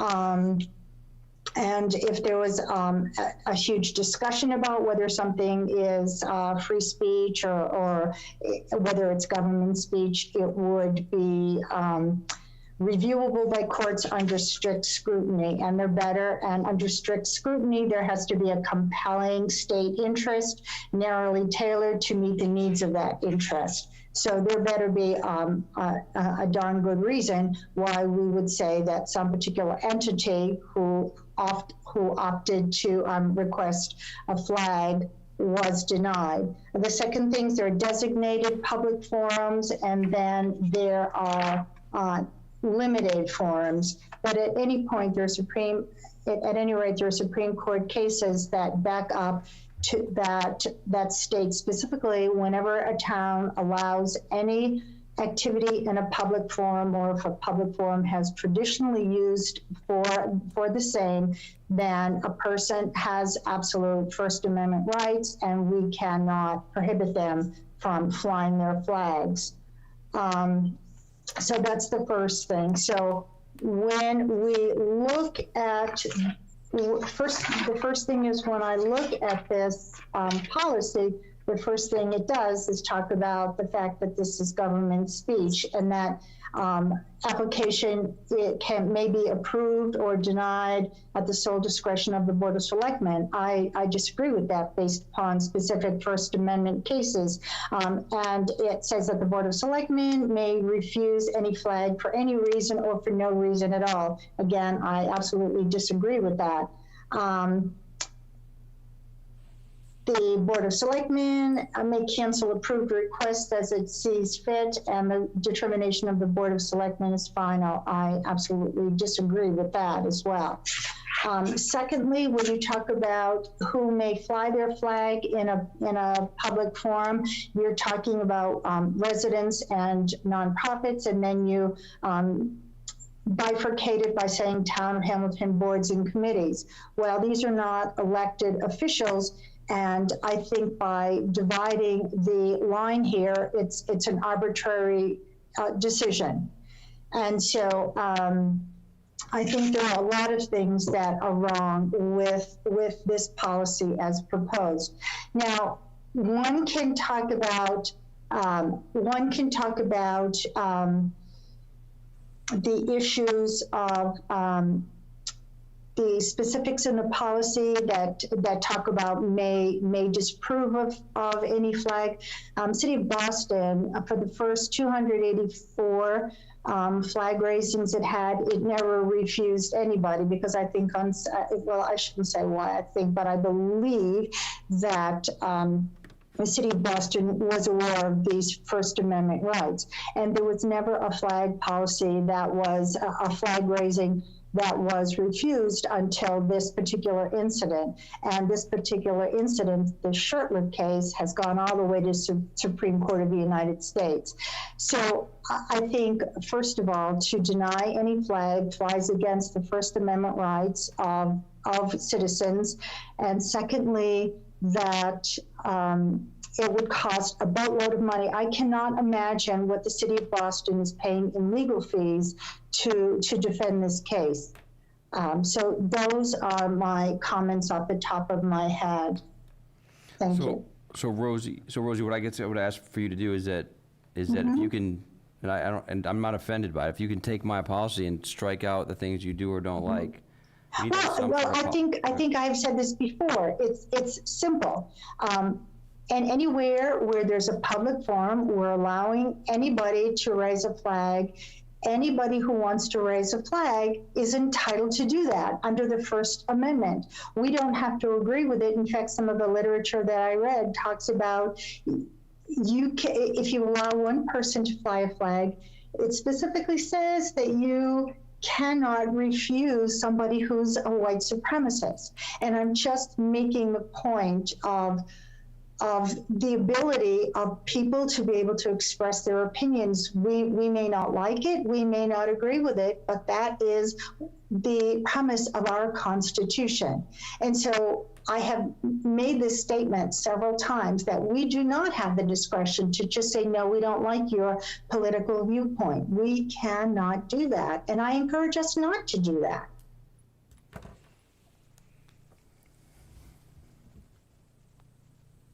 So you're saying we should not have so that's what I'm asking. I understand like your big picture opinion, but what I'm asking you is that, so do you think we should have a flag policy that says anybody can fly a flag, or do you think we should not have a flag policy and nobody can? That's what I'm looking for. I'm looking for you to tell me what I'm confused about your policy. Is yes, anybody should fly a flag anytime, or no, we shouldn't have a flag policy and we should only fly the American flag? That's what I'm trying. I don't know where you sit. I'm trying to figure out. Okay, so I will say this. I think if we are going to have a flag policy, that anybody who wants to fly a flag is entitled to do so under the First Amendment. I would not want to see us embroiled in legal challenges. And so if we do that, then we're in the clear in terms of litigation. And one could sort of nitpick and say, well, what about this? What about that? But the bottom line is, if somebody was incensed about their flag not being flown, to take it all the way to the Supreme Court of the United States, it seems like it is important to people. And if you're going to raise some flags, you must raise them all in the sense of fairness and in First Amendment protections. So my comment is, I would rather not see flags flown. I don't think tons of communities have them. I think that the American flag represents every citizen in this United States. And if we are going to have a flag policy, then we have to deal with the good with the bad, because that's what our democracy is all about. Yeah, so I mean, my comment, I hear what you're saying, and I struggle with some of the same points, but I don't follow the all or nothing. I mean, nothing in life and nothing in policy and bylaws that we have is all or nothing. We're allowed to set policy, and we're allowed to limit it based on what we think is right, based on what we vote is what we think is right and wrong. So, but no, we don't, though, is what I'm saying. We don't have the right to abridge people's First Amendment rights. But I think we do. I mean, so Tom, does the Board of Selectmen not have, so Tom, legally the Board of Selectmen can have a flag raising policy, correct? I mean, that's what I'm trying to understand. Had your opinion that we can't, but legally can. Yes, under what the Shurtleff case says, and again, as the previous speaker had indicated, and as I said as well, the Shurtleff case is currently being taken up by the Supreme Court. But what the court decided in the Shurtleff case is the specific issue of whether or not a flagpole owned by the city of Boston, located in Government Center, which is a traditional forum for public speech, whether that flagpole constitutes a public forum. And the court said, no, it does not. And so any decision to fly a flag was considered to be government speech, and therefore the city of Boston could make the determination whether a particular flag could be flown or not flown based upon the speech that the government wanted to convey. But the flagpole itself was determined not to be a public forum, and the flagpole obviously is located in Government Center, which is a traditional place for public speech. So the issue, again, that Shurtleff case is going up to the Supreme Court. So the Supreme Court could presumably say otherwise, but as it stands right now, the law that is in place is that the Board of Selectmen can make the policy determination with respect to which flags are flown, because that constitutes government speech. It's not a public forum, so if the board decided to allow a particular flag to be flown but not allow another particular flag to be flown, the board could do so. That's not to say you wouldn't potentially get sued, but under the current state of the law, under the which is the Shurtleff case, you would not violate somebody's free speech rights if you said you cannot fly this particular flag. That could obviously change depending upon what the Supreme Court does in the Shurtleff case, but as it stands now, the board has the right to make that determination. Yeah. And then Jamie? Yeah, so just, I alluded to it earlier, but the Shurtleff case is based on cases from the U.S. Supreme Court from 2015 and 2009, not all that long ago. One had to do with a group wanting to put a particular monument in. The other one had to do with the sons of Confederate veterans wanting to have, in Texas, they allowed people to have specialty license plates and request them. And the state said no, and the Supreme Court upheld both of those. So what our town council is saying is accurate based on the current law of the, from the U.S. Supreme Court. It's pretty clear. That is not to say that there is not a way that a municipality can unwittingly turn something into a public forum, but that's not what we're being careful not to do that under the current law. Okay. So I was going to go public comment, Jamie, when you're done. So. I'd like to just add another thing. The Shurtleff case involves the establishment clause. So the issue that's being going to be litigated is the religious aspect of this flag.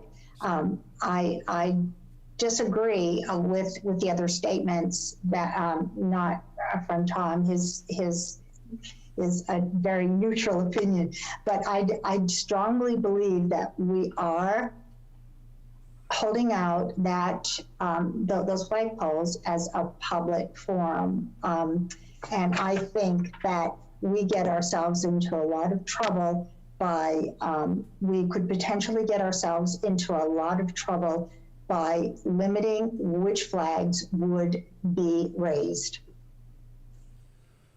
So yeah, Jamie, why don't you finish up, and I'm going to open up the public. So I guess I'll make this sort of quick and not necessarily give all my long-winded reasoning to some of your edits.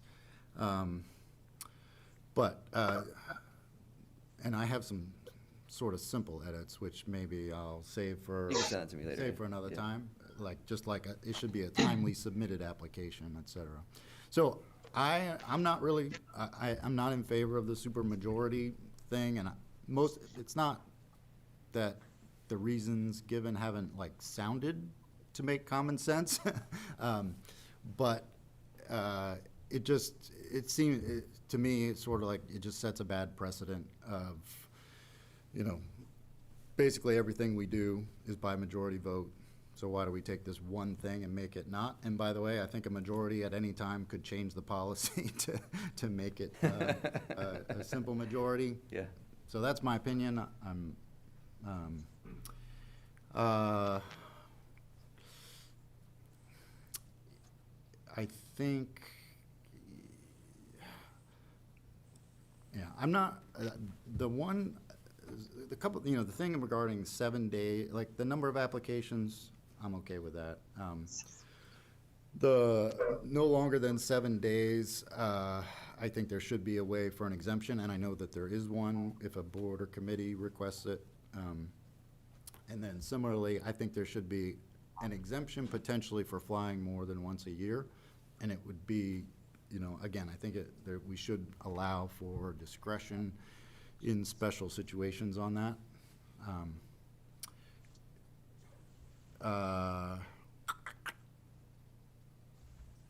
And I do, I guess I would say that as far as flags flying at town hall, that it should, should be things that are supported by a state proclamation, holiday or events. So a little, maybe not just a holiday, is I guess what I'm saying, a state or federal holiday.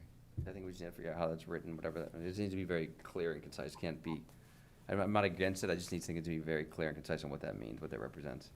I'm gonna start with Ann, just because Ann, you're the one who sort of sponsored this and did the work. So Ann, and I'm gonna give you 3 minutes.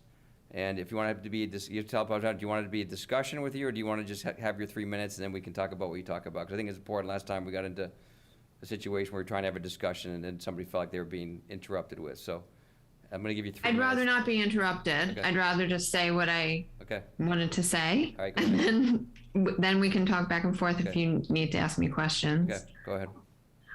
Part of what I wanted to hear was the attorney's opinion.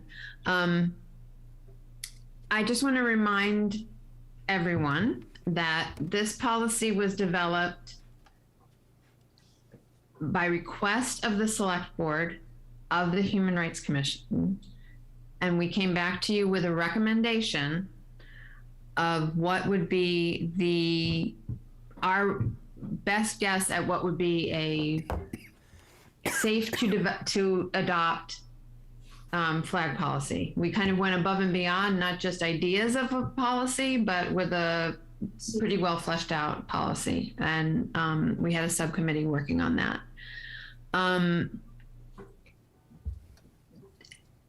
It's truly my opinion from the research that we did that to limit it to only holidays is unwise, that you want to have it be proclamations and holidays. But that if you do that, if you limit the policy to apply to proclamations and holidays, you will be safe from these kind of issues that have seemed to have been of concern to other people around First Amendment rights and having to have people raise lawsuits against the Board of Selectmen for not approving their requests. Okay. That is really where I think the tightness in the policy seems to be being missed. And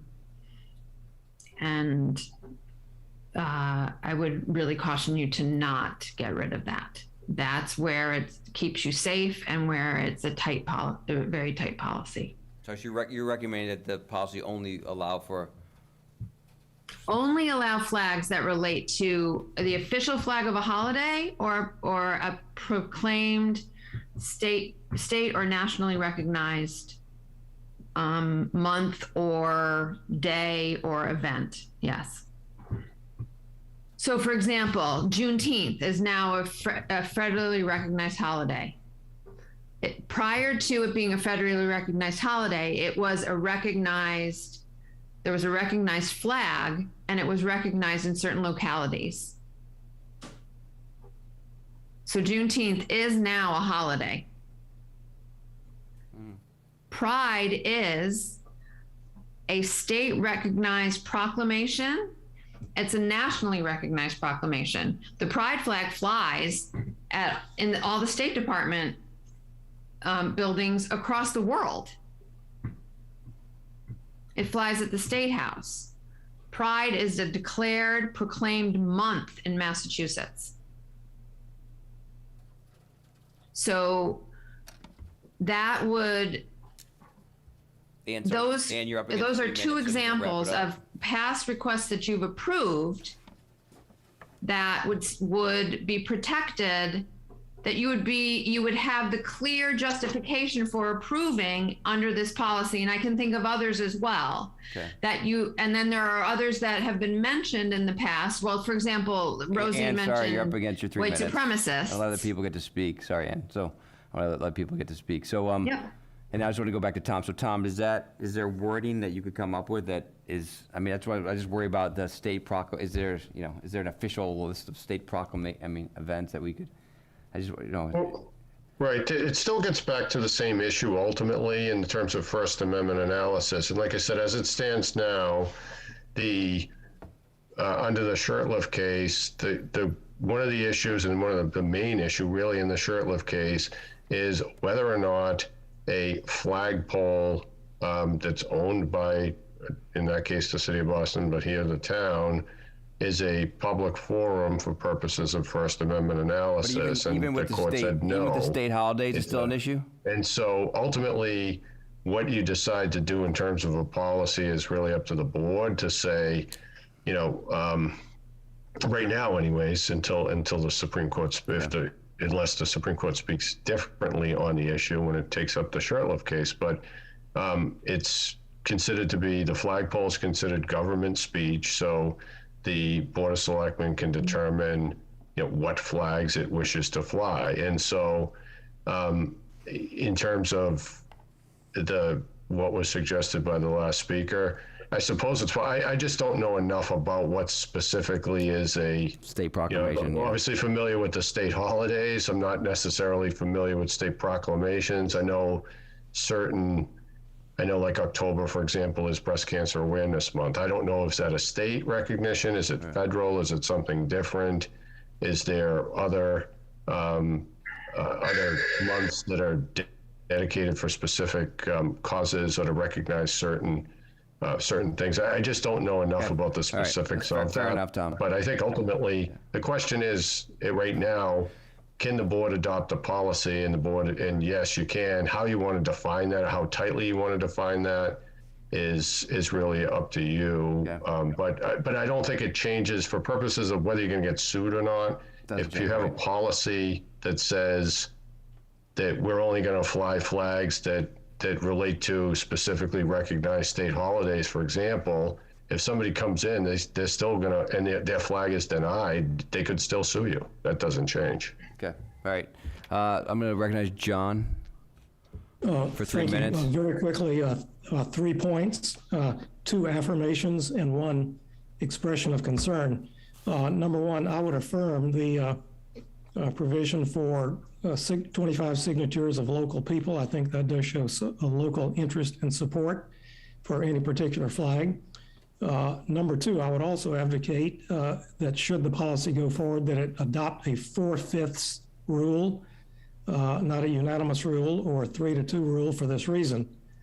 I think a 4/5 rule would show greater unanimity and protect the board from the appearance of just having a split decision or being too political, whereas allowing or requiring unanimity, 5 out of 5 here, would allow one select person basically to exercise veto power over all decisions. So I think the 4/5 rule would be preferable, all things considered. Now, my major concern, I would say it's about equal time. And I would argue that if one group gets 30 days on the flagpole, every group should be entitled to 30 days on the flagpole. And if you try to fine tune it by saying, well, we're going to have 7 days for this group, but we're going to make a special exemption for reasons X, Y, or Z for other groups, then it's hard for the board, I think, to avoid the appearance of political favoritism, favoring either the political left or the political right based on the political preferences of the board. So I think you're better off to have everybody whose flag is approved, you have the same amount of time, period, full stop. Yeah, yeah. Exemptions are a hard thing because if you have a policy with exemptions, you have no policy. Todd, I'm assuming you want to speak? And then we'll go to Ann. Anna. Tosh Blake here. I don't have any comments really on the legalities of it. I think right now, as it stands, it seems pretty solid that until the Supreme Court rules, the state's, the state Supreme Court's decision, allows the boards to make it by majority decision, whatever policy for speech they want. So no real comment on that. I guess we'll just have to wait and see what the Supreme Court says. My overall sort of thought on this, and you've seen letters I've written and all, more about should local, especially the municipal level, should we actually get into this? We'll be setting a sort of a new precedent by voting on and deciding officially with a vote to get into basically political speech for the town, one way or another, based on the majority of the board, or whether it's 4/5. Like Mr. Knudsen said, a future board could say it's 3/5 or whatever.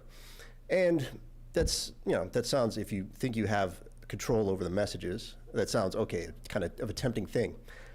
I don't think we should do it, just because, number one, I don't like government in general, I think, kind of preaching to people, putting up banners, flags, representing certain subgroups, certain demographics, certain causes, and potentially leaving others out. I associate kind of that stuff with, if the worst case scenario, if North Korea puts banners up telling you how to think, who you should, what you should believe, I think we should generally stay out of that. I mean, the national level, you can't avoid it, but at the municipal level, at this, small towns like Hamilton, or you want to vote for people who are going to be in the select board who take care of the nitty-gritty of the town, not be, we support this group, or maybe not support this other group.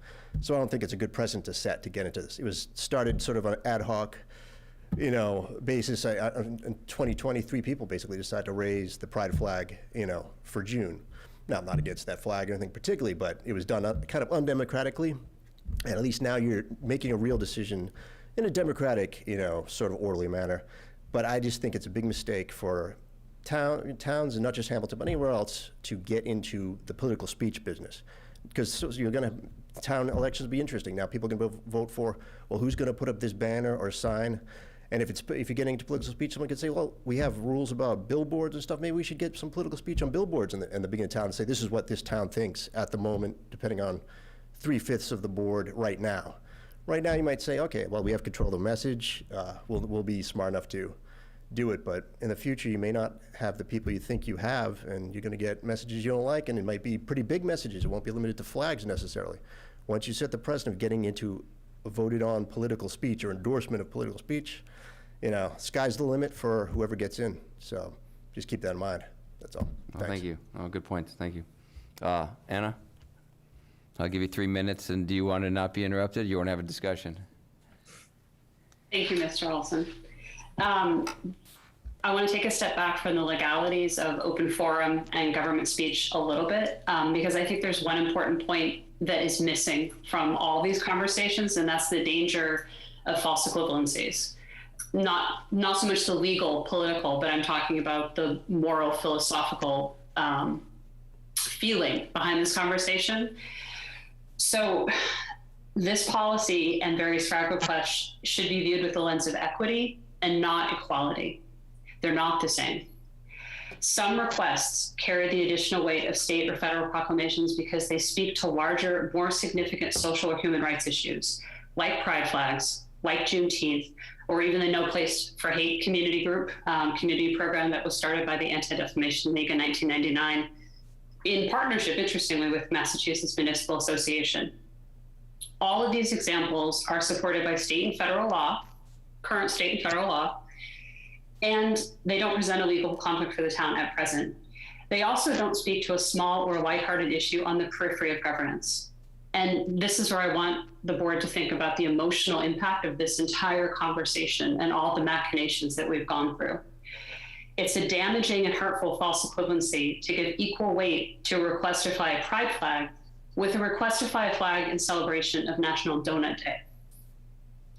Imagine how those comments make people feel from our LGBTQ community, that a flag flown to show visibility and literal pride to their historically marginalized community is put into the same breath as National Donut Day.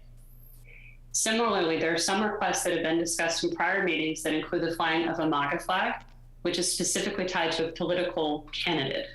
That obviously is a different thing. There's been discussion about a flag for the Proud Boys, which is a recognized hate group. There's been discussion of the Gadsden flag, which has been largely co-opted by anti-government white supremacists.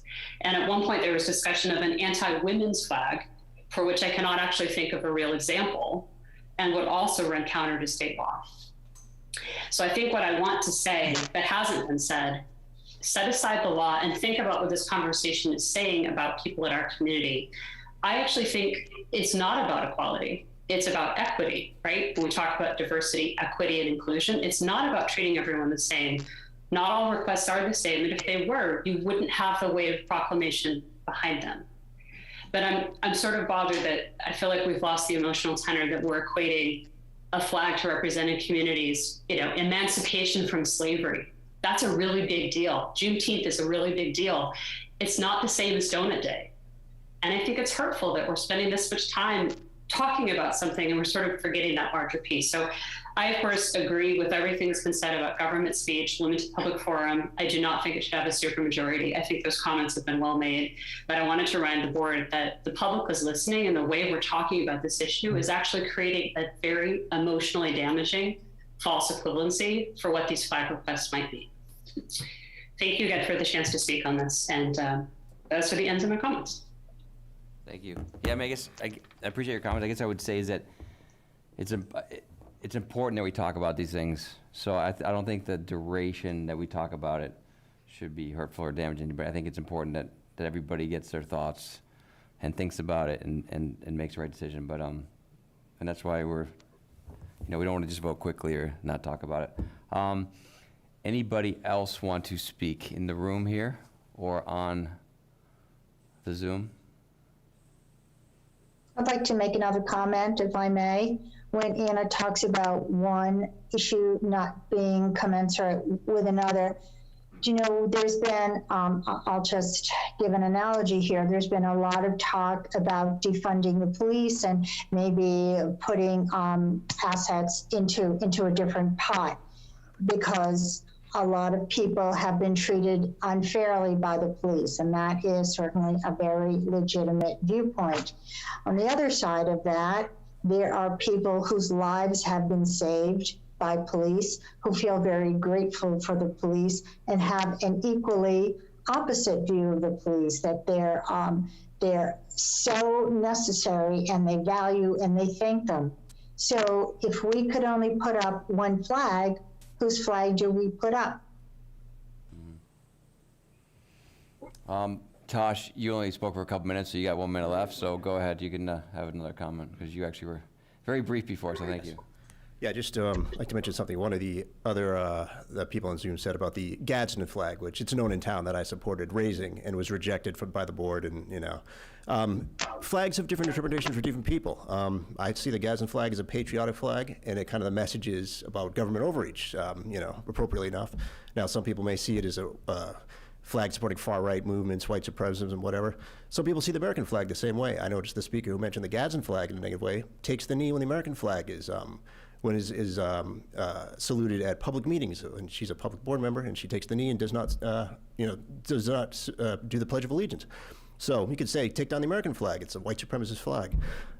Everyone has different opinions on the flags, and that's why I think this debate is interesting, because some would say, oh, this flag is essential. We have to have it. People are very emotional about it. Well, other people may be very emotional about it on the other side, and they may not come to meetings, and they may not form a group saying we want these flags, but they are also very emotional about these things. So the opinions may vary. That's all I like to say about that.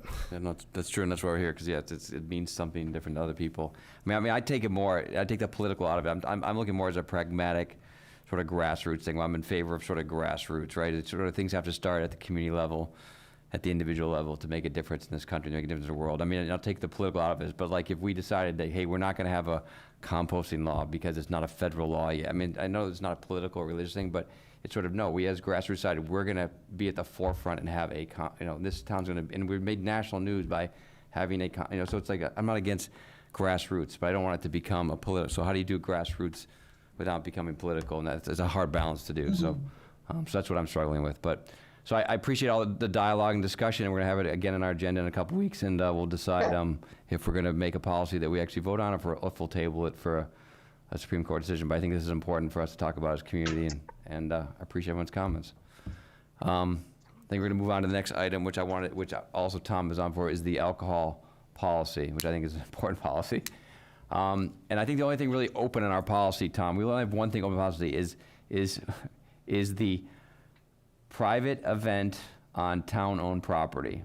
And so I think that's the only thing we talk about, is that on a private and town, is it the Board of Selectmen only, so we don't have to have anybody else weigh in on it, not the AABC, not anybody else, Board of Selectmen policy, and then can they serve any type of alcohol at that event? So I just will wait. That's the only things I'm looking for your opinion on is for the private event, which is not open to the public, not advertised. They don't sell alcohol. It's a wedding. It's a birthday party. It's a rehearsal dinner. What does legally can we dictate anything about what alcohol they serve and how we approve the process? So the question really, to some extent, relates upon what type of license is required, and that's the question which I had sent an email to Joe and to you, Bill, on Friday, that I'm still waiting to get clarification from the ABCC on. So, as you may recall, at the last meeting, we had a discussion about the caterer's license and some of those issues. And on the ABCC website, it specifically says that a caterer's license wouldn't apply to an event on public property. And so the question that I have for the ABCC General Counsel, which I left a voice message and sent an email last week, is does that mean a public, is that really intended to mean that you can't use a caterer you can't serve alcohol under a caterer's license for an event that's located on public property that's open to the public, or does that apply to the situation that we were talking about at, say, for example, the Patton Homestead, where it's a town-owned public building, but the event is a private event that's not open to the public, which it would seem to me that it would make sense that if you hired a caterer who had a 12C license, you would not necessarily need to get a one-day license, but the ABCC's website seems to suggest otherwise. So I'm still waiting for clarification from the ABCC on that. Unfortunately, like I said, I called last week. I sent an email on Friday, and I haven't heard back yet. Okay, all right. So we'll table it till you hear back. I was gonna say, so should we table this discussion then till we know some more information from the ABCC? Yep, we'll table it. And there's no pending events right now that we're aware of that we need to vote on something. Okay. So I'll just make a comment that depending on what information Tom is able to glean for us from the ABCC, I mean, do we as a town really want to give private individuals the right to have an unlimited liquor license to serve alcohol on town property with nobody carrying liability insurance? So maybe I'll ask Rosie, I don't think, Rosie, before everybody, Rosie, 1 second, please.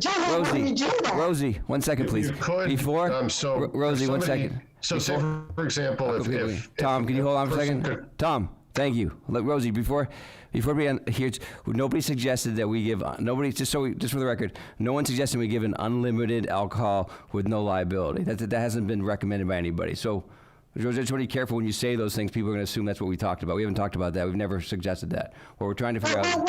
Well, that was the issue that brought all of this up. So I'm just making sure that we're looking at this issue very carefully and deciding what we want to do. Yeah. So I think we definitely want to limit it. We just want to know what limitations we have already upon us, and then what we need to add to that. So that's I think what the discussion. Sure. So the question that we're waiting for some clarification on from the ABCC is whether or not a 12C, if the person who's having the event and rents out the Patton Homestead, for example, hires a caterer. The caterer has a license from the ABCC. It's not a local license. It's issued by the ABCC. And that caterer is going to serve the alcohol at the event. One of the requirements from the ABCC is that they have certain level of liability insurance, so that caterer would be insured in the event that there was any harm that came essentially from the service of that alcohol. If it's a situation where a one-day license is required, so if the person was hiring a caterer, for example, that wasn't licensed, didn't have a 12C license, or they were hiring a private bartender to handle the event, or they were just going to, host the event on their own and use, folks to bartend. And under those circumstances, they would be required to get a one-day license from the Board of Selectmen as the local licensing authority. When the board issues that license, the board can attach whatever conditions it wishes to attach to the issuance. So as a you could say that. So Tom, thank you. I don't want to go into that right now. That's what I want to table. So we're going to table this discussion until you have further direction from AABC. Okay. So I appreciate the comments, but we're not ready to talk about what we're going to do as a BOS until we have your answer from the AABC. So let's table this discussion until we have further legal instruction from them, and then we can decide as a board what limitations we're going to put on it. But I agree with Rosie. We want to encourage parties at Patton Park, but responsible with limitations. So, sorry, Patton Homestead, not Patton Park. All right. If I may just add something, I hate to belabor the discussion here, but not really discussion. I think we had talked to Joe about maybe reaching out to our Maya, our insurance company, to see kind of what kind of policies we might recommend as far as, I know when anyone does an event in town, we recommend a certain level of insurance. And, you know, with what the caterer's license covers and stuff like that, we could always add an additional amount of insurance for different events, but that's more kind of to be determined when we kind of get into the weeds a little bit more once we know an answer from the ABCC. Yeah, that was an action item for Joe, but yeah, Joe was supposed to find out what limits we should ask for on the. Yes, I agree. All right, so Tom, I think we're good, and I appreciate your comments on that. And let us send me the email as soon as you hear back from them, and then we'll try and set up a call to go through those recommendations. Okay, thank you. All right, have a good night. Thanks, Tom. Thanks. Okay. Good night. Sure. All right, next thing on the agenda is, sorry, let me go to it here, is the a discussion of land acknowledgement policy. So I will let you, since you know a lot about it, Jamie, I'll let you sort of summarize what we talked about. I think it was a few months ago, back end of last year, with the student and the student group, and then where we're sort of at today. All right, yeah, so several months ago, Eleanor Everett presented on behalf of the Hamilton Wenham Social Justice Club, or from the high school, on land acknowledgement. In our packets, we have, I think, the same sort of PowerPoint that was presented. So the request was made, and then the Human Rights Commission recommended that policy, that the Board of Selectmen adopt a policy basically to communicate that land acknowledgement. And they didn't make any specific requests about how it gets communicated, but suggested a number of options. And so I guess that's really what we have to discuss. I don't know if we want to put that on the share screen, at least we don't need to do the whole presentation, but what the acknowledgement would be. Yes, and I don't know if Alex has it. And Jamie, are you talking about the policy you drafted, or just a kind of general land acknowledgement? Right, so the substance of what I had circulated is taken almost verbatim from Eleanor's presentation on behalf of the Social Justice Club. But then the manner of how it's communicated, you know, and what I wrote, as you all know, is pretty simple and short and minimalist. But we can discuss different ways. Right, gets the point across. To communicate it, but the actual substance is that right there. And that's not us being shared, though. This is not being shared. No. Sorry, it's on. We can't see it online yet. He's going to share right now. So, yeah. So I guess when we look at the policy, I think the comments we sort of said back were like appreciated. Like, this is exactly what we want students involved in town government and to be associate members and to bring things we don't think about and do the research for us and sort of. So I thought it was a great presentation, and it's too bad that they are off at school, so not here tonight to present. Actually, Eleanor is here tonight. Eleanor is here. I'm zooming. Well, thank you, Eleanor. So I think the two comments we had were, does it make sense to do it at every meeting, every board and committee meeting, or does it make sense to do it like once a year at the town meeting where people can hear it? Number two, there was something in there about a something at Patton Park, or what was it, a plaque or a sign or a monument or something like that, which obviously, you know, could be done, but it would need to be funded, and there's a whole process for that. Can we look at, can we look at Jamie's proposed policy, and we can kind of go from that? Yeah, so I just wanted to go this first. So Jamie, what are we looking at right now? This is this is Eleanor's research, correct?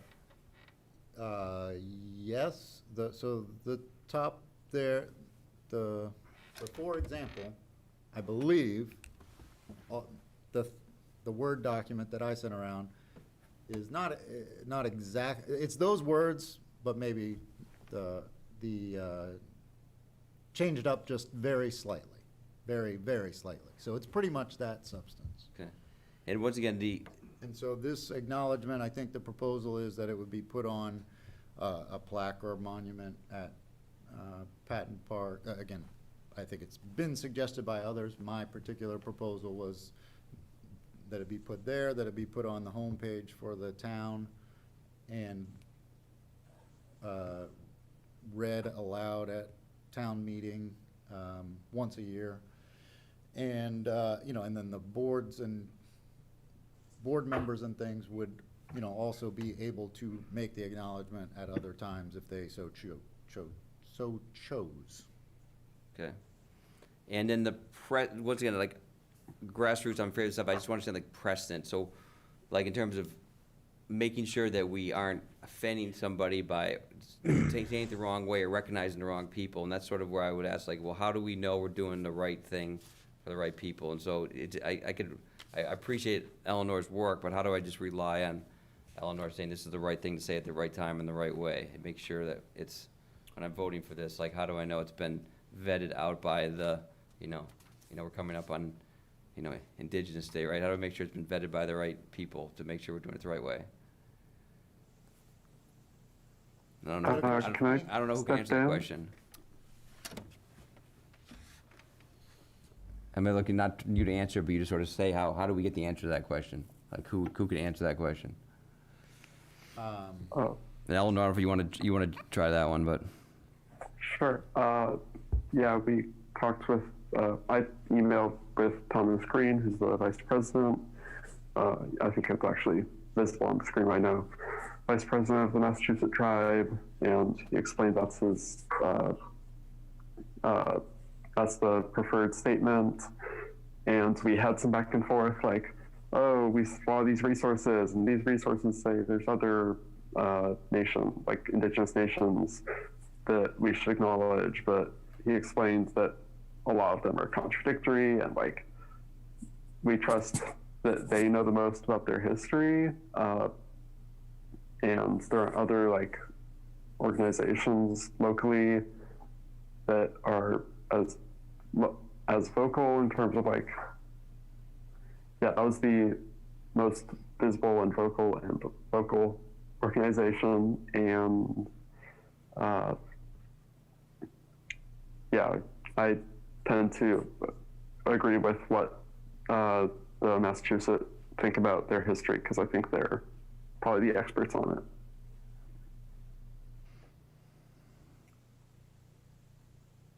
So also, Anna just said in the chat that there was also a letter from Thomas Green kind of explaining and clarifying the history. How do I share the Word document so we can look at that? I don't want to dominate the time if other board members or anyone else wants to speak, but if we did some acknowledgement just related to indigenous people and left out any tribe or group, would that water it down? Is that in your thought, or? Anna's nodding her head. In my estimation, yes, very much. Yeah, because that's my issue, is that I don't know enough about it, and not that I don't trust who's presenting, but I don't know enough about it to know that we're representing the right people at the right time, the right way. And so that's why I asked, like, can someone come and speak to us who would be, who has lived through this, who knows it, and not just somebody local who did the research, and that's, and I don't know if you tried to make that happen. I know you have spoken to him in the past, but. there's the letter that Anna mentioned, and I think partially there's also the consideration of like, Make it bigger, sorry. I suppose, well, for my purposes, I don't want to ask someone to come and educate us because that's not really their job to do that. But I see your point that you don't want to vote on something you don't know about. It's part of why this kind of thing is important to me, is because We typically do have experts. Eleanor, we typically do have experts come and talk to us before we vote on things. I mean, that's what happens on most policy hearings, that we have experts come here and they talk to us about it. So I think this is important enough to make sure we get it right if we're gonna do it. So that's what I'm trying to figure out, like, not that we don't trust what you're doing, I want to take it like, let's say, I'm saying, hey, yeah, you brought something to us that's really important. I want to take it to the next step. So I want to talk to the experts to make sure we get it right. So that's where I'm struggling with, how do we take it to, if it's going to be that important, where we put a plaque and we just read it at the town meeting, like, how do we get a quote unquote an expert too? And that's where I'm struggling. Like, I don't know where to go with it. And so I'm looking maybe for Jamie, you or Sean or Joe or Rosie or whatever to sort of help sort of take this to the next step, to the next level, and to have confidence that we're doing the right thing. So Sean, I don't know if you have some thoughts about how to sort of take it to the next level. I mean, I guess I like the idea of it. I think it's been vetted by the human rights. I think Eleanor's done a great job of continuing to show up here, and I'm glad they've sat through this meeting to this point to add to it. But I guess I'm wondering what else we can do. I think the acknowledgement is good, but if there's nothing else to educate or inform, it's kind of empty. And I don't mean to say it like that, but to me, I would like something a little bit more. Not saying that we need a robust policy to do something, but I'm struggling with how to make it more than just something we say or it's on a plaque, and make it more meaningful. And the other kind of thing that I'll comment is that my wife grew up in Hawaii, where there's a large indigenous population, and they're kind of on the opposite spectrum, where they don't want land acknowledgement. They want their land back. And so it's a different perspective. And I just want to make sure that this is the perspective that we're representing it in the right way.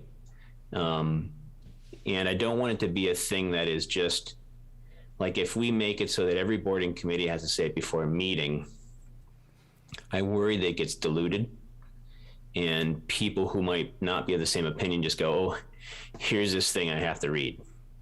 And that, to me, isn't the right thing to do. I want to make it meaningful. So that's my struggle, is how to make it meaningful, I guess, if that makes sense to everybody.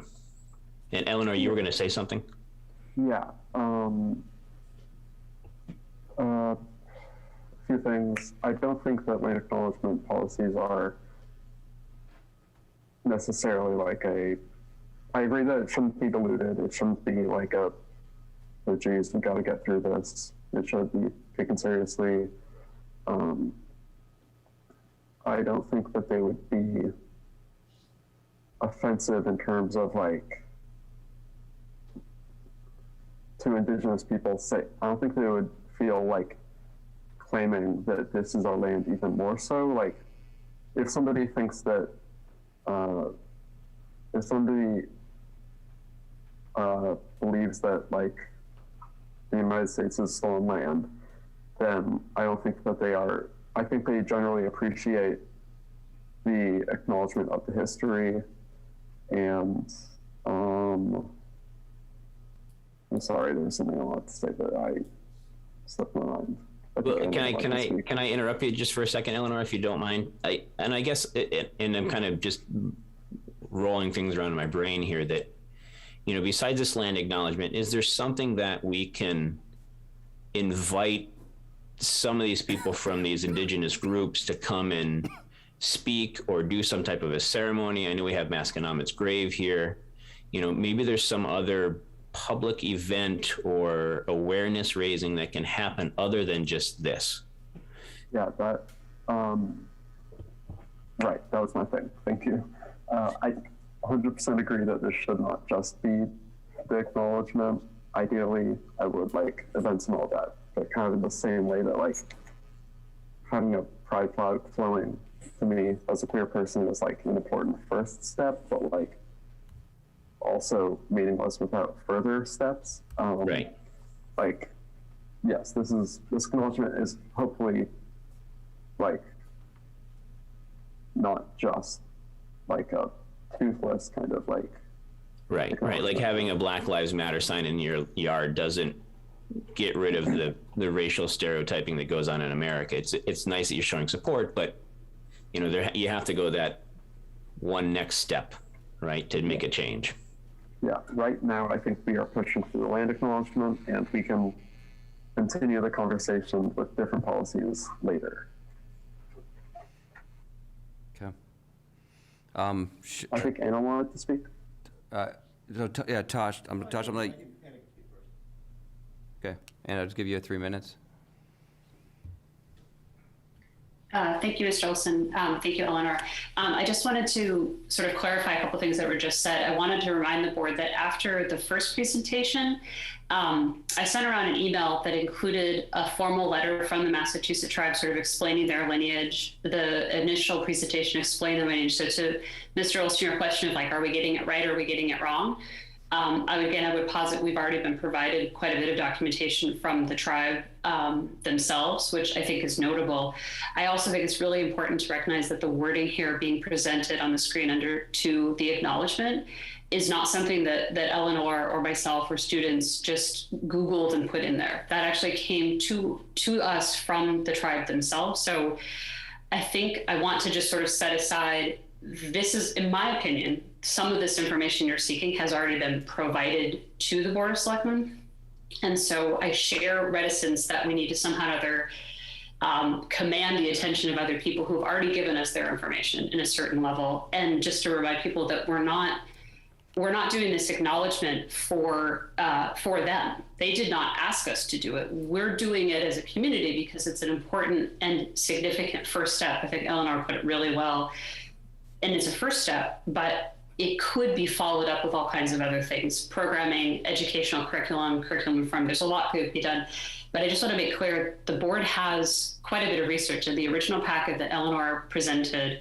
Lots of links about the hows and whys. What does it mean? Where did it come from? Why the Massachusetts tribe? How does it relate to all of it? So I don't like the idea that it's being presented somehow that's not been shared, because I think it's actually there. It's just been a while since we talked about it. And I guess I also want to reaffirm that I feel like it would be a little bit exploitative to sort of say someone has to come here and justify, like, what is this about? And I guess this is sort of a direct example, but, you know, we didn't invite a Black person to come speak about why we should fly a Juneteenth flag, you know, and explain, like, why should we do this? I think we have to be very careful to recognize these statements are coming from the community as a small but meaningful first step. That's a great way to put it. To sort of say, well, you have to explain to us why this is right or why it's important. We're not doing it for that. That really is bothersome to me. I just a second, Ann. Yeah. Sure. I guess for me, it wasn't a bring someone here to justify it. It was just to learn more about how it affected them, or what I'm going to put it poorly, but what good would it do for them? You know, it wasn't a justification or explain yourself so we can do this. It was a learn more about what impact this would have to them, and why would it be meaningful? Why would we want to do this? You know, even though it's the right thing to do, but what's that kind of relationship and what significance does it have to that group of people? Not so much a bring in and explain yourself and convince us to do it, I guess. Okay. I agree with you. I think what I'm saying is that, and I note that, and I'm not, I can see myself twice on the screen, which is really tripping me out. That a lot of that was included. I think even Nancy put a link in there to explain, like, why do a land acknowledgement? Why take this small step? So I think a lot of the information is there. I guess I just want to say that I think, that could be a request, but again, the optics of saying, come to us, Indigenous person, and explain what this means, optically, that has a potential to really read poorly. So, okay, so Anna, let me put it a different way. An expert on the topic to come talk to us about and educate us. It doesn't need to be an Indigenous person, but an expert on, I mean, Eleanor is great, but he's not an he or she's not an expert on the, I apologize for the pronoun, is not an expert on this thing. So that's why we're looking for an expert to come educate us, right? So it's not about Indigenous person coming and convincing them of who they are and what's important to them. It's about having someone who knows it, understands, an expert, and not just a letter. And so that's what I was looking for. I hear that. I think that's what I was asking for. So I don't want to be misinterpreted on what I'm asking for. Okay. I'm looking for an expert to come educate us on the topic so we get it right. Because I thought at the time that there was some discussion about whether or not it was the Massachusetts tribe or other tribes. So are we going to offend another tribe by only recognizing? I want somebody to explain that to us. Are we offending another tribe by not recognizing them at all? Right. I understand that, though. That's the part that the follow-up letter from the Massachusetts tribe helped clarify. The lineage of the Sauconships of the Massachusetts to the Pawtucket to Masconomet, that was explained in that packet. And we can go over that again. We don't have to spend too much time on that now. But forward that to me, so it's at the top of my email, that'd be good. Because I don't remember but once again, it was only from the Massachusetts tribe. It wasn't from another tribe. So I don't know if that's what we need to, yeah. Right. Well, this is where, again, and not to go too far into this, but in terms of those lineages, there is no longer an extant Pawtucket tribe, right? There's no longer an existing Agawam community here. The Massachusetts tribe was then and is today the extant tribe. They are the authority. Like, I'm not sure who else we would ask, because by and large, Indigenous populations were decimated by colonial times. You know, it's not like there's a huge population to ask. So I totally hear what you're saying. What I'm trying to say, and I'm maybe not communicating it clearly, the Massachusetts tribe, and the statement says to it, they were the governing tribe of this area through the Sauconships of Nonapashmet. That's in the pack. That was in the pack. I'll send it back around again. And both Elle and I have had extensive conversations with the tribe about this. So before it was presented to you, we wanted to get it right, because I share your reticence too. You know, I don't want to put forth something that sounds ridiculous from a historical point of view. So I'll send that back around, but I just think it's really important to recognize, like, the governing tribe, both then at the time that remains extant today, we sought out. That was the first call Eleanor made, was who are the right people to recognize and why, and what language is the right language to use. And so I feel personally very comfortable that we've landed in that spot, but I hear what you're saying, that everyone else, if we're going to do it, needs to be equally comfortable, and maybe the board's just not there yet. And I can understand that. So I can circulate that email from the summer back around with some of that supporting documentation. Please do. Please. Can I ask a question of Eleanor? Yeah, go ahead, John. Eleanor, I know your school group is kind of where the genesis of this happened with you. And has there been significant progress on the school side? Has it been adopted at the Hamilton Wenham Public Schools? Have you met resistance from school committee? I can't remember what the status of it is. If you could, and I see Anna giving me thumbs up. I remember you came to the school committee, but I didn't watch the next meeting, I think, when they furthered the discussion. I guess in my opinion, there was pushback. I'm biased because I want this policy. So I got more pushback than I wanted. There was, I guess, similar questions as there are here, like, is this not enough? Is it going to offend people? Is it historically correct? Well, that's the school committee did adopt it, but I think they're not, like, reading it at the schools. I think because the principal, or at least a principal, thought it was their jurisdiction. Anyway, it was adopted by the school committee. Okay. And so, Anna, can you clarify kind of on what the cadence is, or what the policy is for that land acquisition policy, or acknowledgement? Sure. Yeah, sure. No, that's a good question. It was adopted. I forget. I want to say it might have been the June 5th meeting, sounds right, or June 2nd meeting, something like that in the middle of the summer. We had a discussion of it, and the school committee did adopt almost for verbatim this exact this exact statement. So it is adopted by the school committee. We are reading it once a quarter. And in the language of the motion in which we adopted it, I think this is where Eleanor is being sort of careful with words. We did empower the administration to sort of implement it at their discretion and empower other groups. I think what's a little bit murky is it's not clear, and to me, especially in the committee, like I'm not in every meeting at the high school or the middle school, so I don't know how frequently or infrequently it is or is not being adopted. But in terms of, I guess, giving them a green light from a policy perspective, board to board, the school committee did adopt the policy and it is in place. And we as a board are reading it quarterly, if that helps answer that question. Okay. Tosh is waiting patiently, so. I'll let Mr. Davis go. John, 3 minutes? Yes, quickly, just 3 points. Number one, I think in terms of close at home immediate action, recognition of Chief Masconomo would be in order. I mean, this is very, very local, very near to our town, and it's probably underrepresented in the town's consciousness. Number two, I agree with Mr. Olson that I think expert testimony is essential here to get it right historically and to make sure that you're really being inclusive of all Native American tribes who have an interest in what is now called the Commonwealth of Massachusetts, including, for example, the Wampanoag, who are still present in this Commonwealth. Number three, I think you ought to take a very careful look at the words in the draft as proposed, quote, "we live on indigenous land." I think that needs to be clarified. Does that mean that is that a property right claim? And does that imply the need for reparations, for example? One might argue that it does. And certainly American history has shown, including in the state of Maine, that there are Native American claims for the restoration of former Native American land claims. So I think you have to be very careful about the words. What do you mean? We live on indigenous land. Is that a historical statement? Or are we living on the property of indigenous people? Good points, John. Thank you.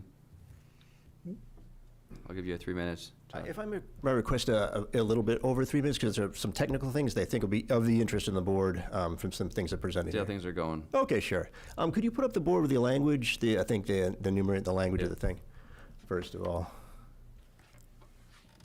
Proposed. No, the other one. The other one, yeah. Word document. I have not started 3 minutes yet, so don't worry. Thank you. I'll make it interesting. One to the right, I think, right there. This one?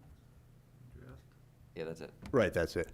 Yeah, item number 2, the acknowledgement. The last, like Mr. Davis had pointed out, the statement, "we all live on indigenous land." I believe, if I'm not mistaken, this came up at the school committee meeting that Anna had mentioned. I attended that. And I objected to a couple things. First, that statement, because for legal purposes. I believe one of the other school committee members mentioned at the time, and this is kind of hearsay from that meeting, that the town councils of both Hamilton and Wenham had looked at that statement and rejected it. I wish Tom was still here to clarify that. I think that was pointed out, and that was pointed out during the school committee meeting by one of the members. Okay. For obvious reasons. First of all, I objected to it on philosophical grounds. I thought it kind of almost seditious speech against our country and our, our state and the town's jurisdiction over the land. It's not indigenous land; it's American land. I compared it to Confederacy, old Confederate people say, no, we're still Dixie. We don't recognize the federal government. No, it's America. So anyway, so I'm sure that'll be struck, or it should be struck. Another thing is about the historical tribe acknowledgement. Andy mentioned the Massachusetts tribe repeatedly. They're not a disinterested party. I think there's a person, Thomas Green, who has written letters but not shown up in person, claiming that this was Massachusetts territory. From what I've seen, it's really Pennacook territory. Pennacook's a tribe that's mostly in what is now present-day New Hampshire, but Pennacook and some of these tribe lands overlapped. But from what I understand, Masconomo was of the Pennacook tribe, which there are living members of the Pennacook tribe in New Hampshire. I don't know if Anna's contacted them or not, but I would say, based on a historian Anna has cited, Mary Ellen Lipionka, this was Pennacook territory. Massachusetts only went to about south of Salem. And there was some Massachusetts member, there was, I forgive the pronunciation, Nana Pashamit, or I'm not sure how that's said, who may have been Massachusetts, but Pennacook tribe claims, I would say, Masconomet. So they got the territories, in my opinion, wrong based on historians that maybe Marianne LaPianca could come here and give a talk. She's an expert that Anna has cited in the past. There was a webinar on one of the channels, HWCAM channels, where they had a pretty interesting thing between Anna, Mary Ellen, and a member of the Navajo Nation. And I think the gentleman from the Massachusetts tribe is supposed to attend. He didn't. So he's making claims about this being indigenous land and historically his tribal territory, but he hasn't shown up to discuss them. I would like to ask him questions if he would come. I think that'd be that'd be reasonable. Anna seems offended by that. I'm not sure why. But but if not him, then another third party that's maybe recognized an expert. I think we have to get it right. You don't want to put up plaques that leave out certain tribes, especially tribes that may have a better claim to the historic nature of whose land this was. And it's just we want to get it right. I'm not against putting up flags acknowledging people, the Native Americans who are here, Masconomet and the Pennacook tribe. That's fine, but just get it right so we don't look stupid. And later on, it's like, why do we put up a plaque where certain people made assertions and certain people who, Massachusetts tribe. I'll give you one more minute, okay? Okay, it's just they're not a disinterested party. So you might want to ask the Pennacooks in New Hampshire, do you agree with the Massachusetts tribe? That was their territory. They may have a different opinion on that. So just asking one source who might have an interest in saying, of course it was our territory. I don't know. That's not the smartest thing to do. I mean, obviously. And and the indigenous land thing, like some people say, they don't want to just have a performative measure. They want to do stuff about it. So the land back movement is a serious movement. A lot of Native Americans in Canada, United States, they want land back. And so then it becomes a sovereignty question. Are we the United States of America, or do we split off into people who have blood and soil claims on different pieces of land? I would say let's keep the e pluribus unum thing going and maybe not, have those sentiments be endorsed by our government. That's kind of where I'm at that, but some people may have different opinions, but that's all I'd like to say on that. Thank you. Okay. Thank you. All right, so I think everyone's had a chance to speak. I don't know if Rosie, you haven't said anything, so I'm not sure, Rosie, you said something or not, but Rosie, I'm going to let you have a moment if you want to say anything. Thank you. No, I'm just listening. Okay. So I think we're not gonna vote on this tonight, but we're going to have some discussion. I think it's good discussion. I'm going to read the email that Anna's going to send to the top of my email box, and we'll put it on the agenda in a couple weeks, and we'll decide if we can get an expert here to educate us. Because I agree with what Sean says. It needs to be more than just read it in a sentence. We need to understand what it's. I don't want a board and a committee to read it at their meeting, and then someone in the audience say, "Well, why'd you read that?" And them to say, I don't know, because I was told to. So I think it needs, do we have Indigenous Day coming up here in next Monday? Yep. So I mean, that's why I want to talk about it today, because I think it's important to recognize it and understand what it's about, and then make sure things like that don't happen to other people and happen again. So I think it's important to always, remember the past and grow and learn from it. So anybody else want to comment on this topic before we move on? I just have one last comment for Eleanor, that you're a real champ for sticking through this long meeting, and we do appreciate your time and your passion behind it. And this is where Zoom is great, because Eleanor's able to join us from wherever Eleanor is right now. So it's great that that technology allows you to still be part of these meetings and help educate us. So thank you for taking time already, and hope we didn't keep you from something else. Thank you. All right. I think that is. Once again, thank you. These have all been very tough discussions, but good discussions, and it's good to be uncomfortable. I think that's where we really shine and where we really share and grow in the uncomfortable part of these discussions. So thank you all for sharing your thoughts, and I thought it was very, I thought we had very productive conversations tonight. The only other things on our agenda really was the unconscious anti-bias training, which we'll cover next time when Darcy can join us. Oh, sorry, and I skipped you, Alex, and that's why you're here tonight. Our financial policies. So we have a number of financial policies that we tackled a number of them a few years ago. Now that you're on board, we decided to tackle more. So we sent you a spreadsheet and put them in a certain priority. Yeah. And so I'll hand it over to you, and you can talk about the first one we're going to try and tackle this evening. Sure. So really what I want to talk about is sort of the process that was followed in the past, and if that's what the board would like to still follow. Joe sort of requested that we just discuss it in open session and figure out what the board would prefer. So there's a draft policy that I've circulated. It was emailed out to the board, I think, Thursday or Friday of last week. And so, really, I need to know if the board wants to sort of take an approval action, like a vote to approve the policy as written, or, you know, suggest amendments, that sort of thing, and then they can re-vote. And then what the implementation should look like, if you guys want to kick it to the FinCom for advice recommendation and then take a vote on it. I just kind of want to know what the board prefers, what you guys did last time, if that was a good process. So, I mean, I'll comment quickly. I'm going to actually let Sean comment because he was the chair last time we did these, so he's probably more familiar with the process. But I think what we try and do is read it the first time and discuss the second time, and then maybe vote on it the third or fourth time. So I think maybe tonight we want you to sort of present the key parts of it, and what's important to us that we need to think about. Not necessarily maybe read the whole thing. We can read that in our own time, but point out some key stuff. But Sean, why don't you? If you want to, can you discuss the process we did last time to remind us all how it worked? Because I thought it worked pretty well. Yeah, you're both pretty close. So the last iteration of this, we had gotten the recommendations, and then the finance director had kind of fine-tuned them to fit Hamilton's municipal needs, and then presented them to the select board at kind of a first reading, and did a kind of a brief overview of it, pointed out the highlights and why we needed this or why it was a liability, et cetera. And then we took it back and made comments on it, and then came back to another meeting and, edited that draft of it to what our liking was, and kind of in tandem, the FinCom also was looking at the policy, and then we kind of mashed the FinComs and our recommendations together, and then did kind of a final draft of it, and then voted it through after, I think, maybe 2 or 3 kind of visits at it. Some went fairly quickly, some had a little more discussion. Some of the lower hanging fruit were pretty straightforward, but some just needed a little bit more discussion or explanation. So that's kind of the process that we did last time anyway. I would suggest that we're sort of on a similar path right now, and this anti-fraud policy would fall into the lower hanging fruit category, I think. It's essentially a mechanism to create a reporting tool if elected officials, employees suspect fraudulent activity, any sort of known fraud, to create a reporting mechanism, and then an investigation, sort of a mechanism to investigate. It formalizes that. So the policy in general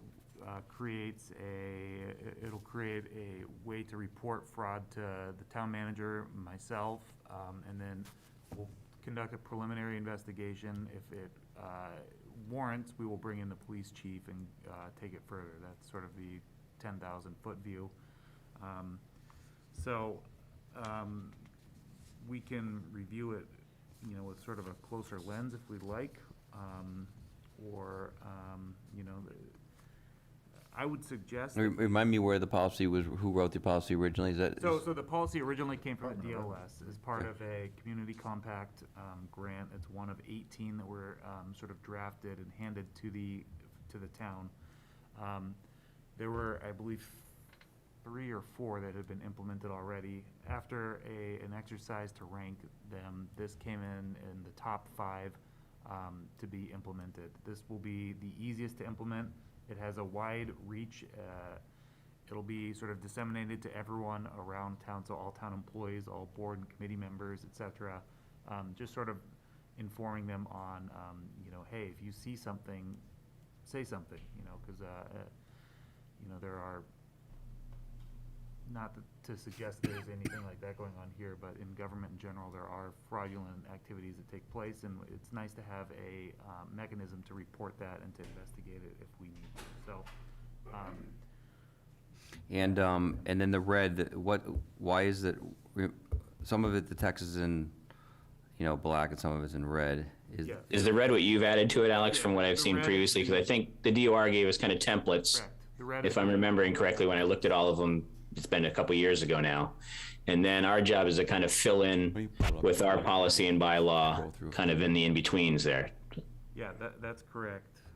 I'm going to just pull it up real quick, if I can find it. And I don't think it was in the email that Joe sent. It was an No, attachment. it's in, It was an attachment to an email, and then you had to open up the It's in the email from 9:30 at 12:24 from Joe. Yeah, I'm opening. Yeah, It's the first thing on the anti-fraud financial policy. It's the first email. There it is, yeah. So I'm gonna just put this on the one page, if I may. Of course, enable editing now. Here we go. All right, so maybe we can scroll down to the To the edits. And it basically just links the whistleblower policy that we worked on a handful of years ago. And just general whistleblower protections. Correct. Yeah. So procedures for reporting the fraud, and then assignments and response to it, and employee protections, the investigation, the treatment, the disciplinary action, responsibilities around, reporting it, media, social, whatever, and then training, education, awareness, and then disclosure requirements and protocols. So, you kind of take care of it from start to finish. Yeah. So yeah, so we'll read through this thing individually, and then we usually come back next week with comment edits, and we can obviously in the meantime email you one-on-one without emailing the whole board. So if people have comments, they can email Alex and Joe direct, and then we can review it at the next meeting. We have a finance committee meeting on Wednesday, and we have to sort of discuss topically these financial policies, and so I can bring this up under the finance director's portion of the agenda at that meeting to discuss as well. Were there any things that any of you wanted to ask us our opinion or questions on at this point, or is it seems pretty straightforward to me, but for me at this point, yeah. I haven't gone into it in depth, but I will this week, but it looks, like you said, low-hanging fruit, straightforward process. Yeah, easy to implement, and in theory, it could have a big impact. Hopefully it won't, because we don't want any of this sort of activity around here. Right. As a deterrent, hopefully. Yes, exactly. Just a reminder to everyone that we're all responsible for, sort of being aware of what we're doing. It's important, so. Okay, so maybe we. Thank you for working on this, and we will get it done over the next couple weeks. Sure, great. Right, and kind of a side note to Alex and you, Bill. I know Joe's not on the line anymore, I don't think, but, when we vote through these policies, the proof is in the pudding when we implement them, and having roll out the department heads and have you, Alex, and Joe disseminate the information so that folks understand all these new financial policies is kind of key to success. So that's kind of the behind the scenes bit that we don't get to see, but is very important as well. So just want to make sure that we're all aware that we can write the policy, but if it just sits on a shelf, it's no good. But, getting employees to know it, especially this one and other ones that are important, but as you said, low hanging fruit, but very important are good to do. Sure. This will be, it'll be kind of my office that'll be in charge of sort of disseminating this, and then we'll start at the department head level, and it'll go to all town employees, so. Okay. All right. Since Darcy's not here tonight, or at least she left early, so. Rosie, you want to make a motion, or Sean, you want to make it? I'll make a motion to adjourn for the evening. We have a second? Second. Okay, I'll do any further discussion? Rosie, do you have anything to add about the financial policies? Sorry, I cut you off on your mute button there. I wish that we had more time to discuss it. I think that was an important issue to discuss tonight. I'm disappointed, but it's also very late, so. Yeah, no, and I think we can rest assured that when it comes back to us, that we'll have a more robust discussion about it, and the other ones that come forward, I hope. What's the next one on the list, Alex? Top of my head, I'm not sure. I'll send an email out to the whole board that has the next 5.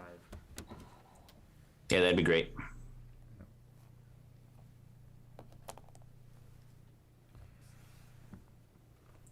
All right, so we'll do a roll call vote. Do we have a second? I know I made the motion. Jamie seconded. Okay. Rosie? Rosie Kennedy, aye. Sean? Sean Farrell, aye. Jamie? Jamie Knutson, aye. William Olson, aye. All right, thank you all for joining, and we'll see you in 2 weeks. Good Thanks, night. everybody. Good night. Don't forget to go to the town hall to sign that So you have to poll sign hearing stuff. Yeah.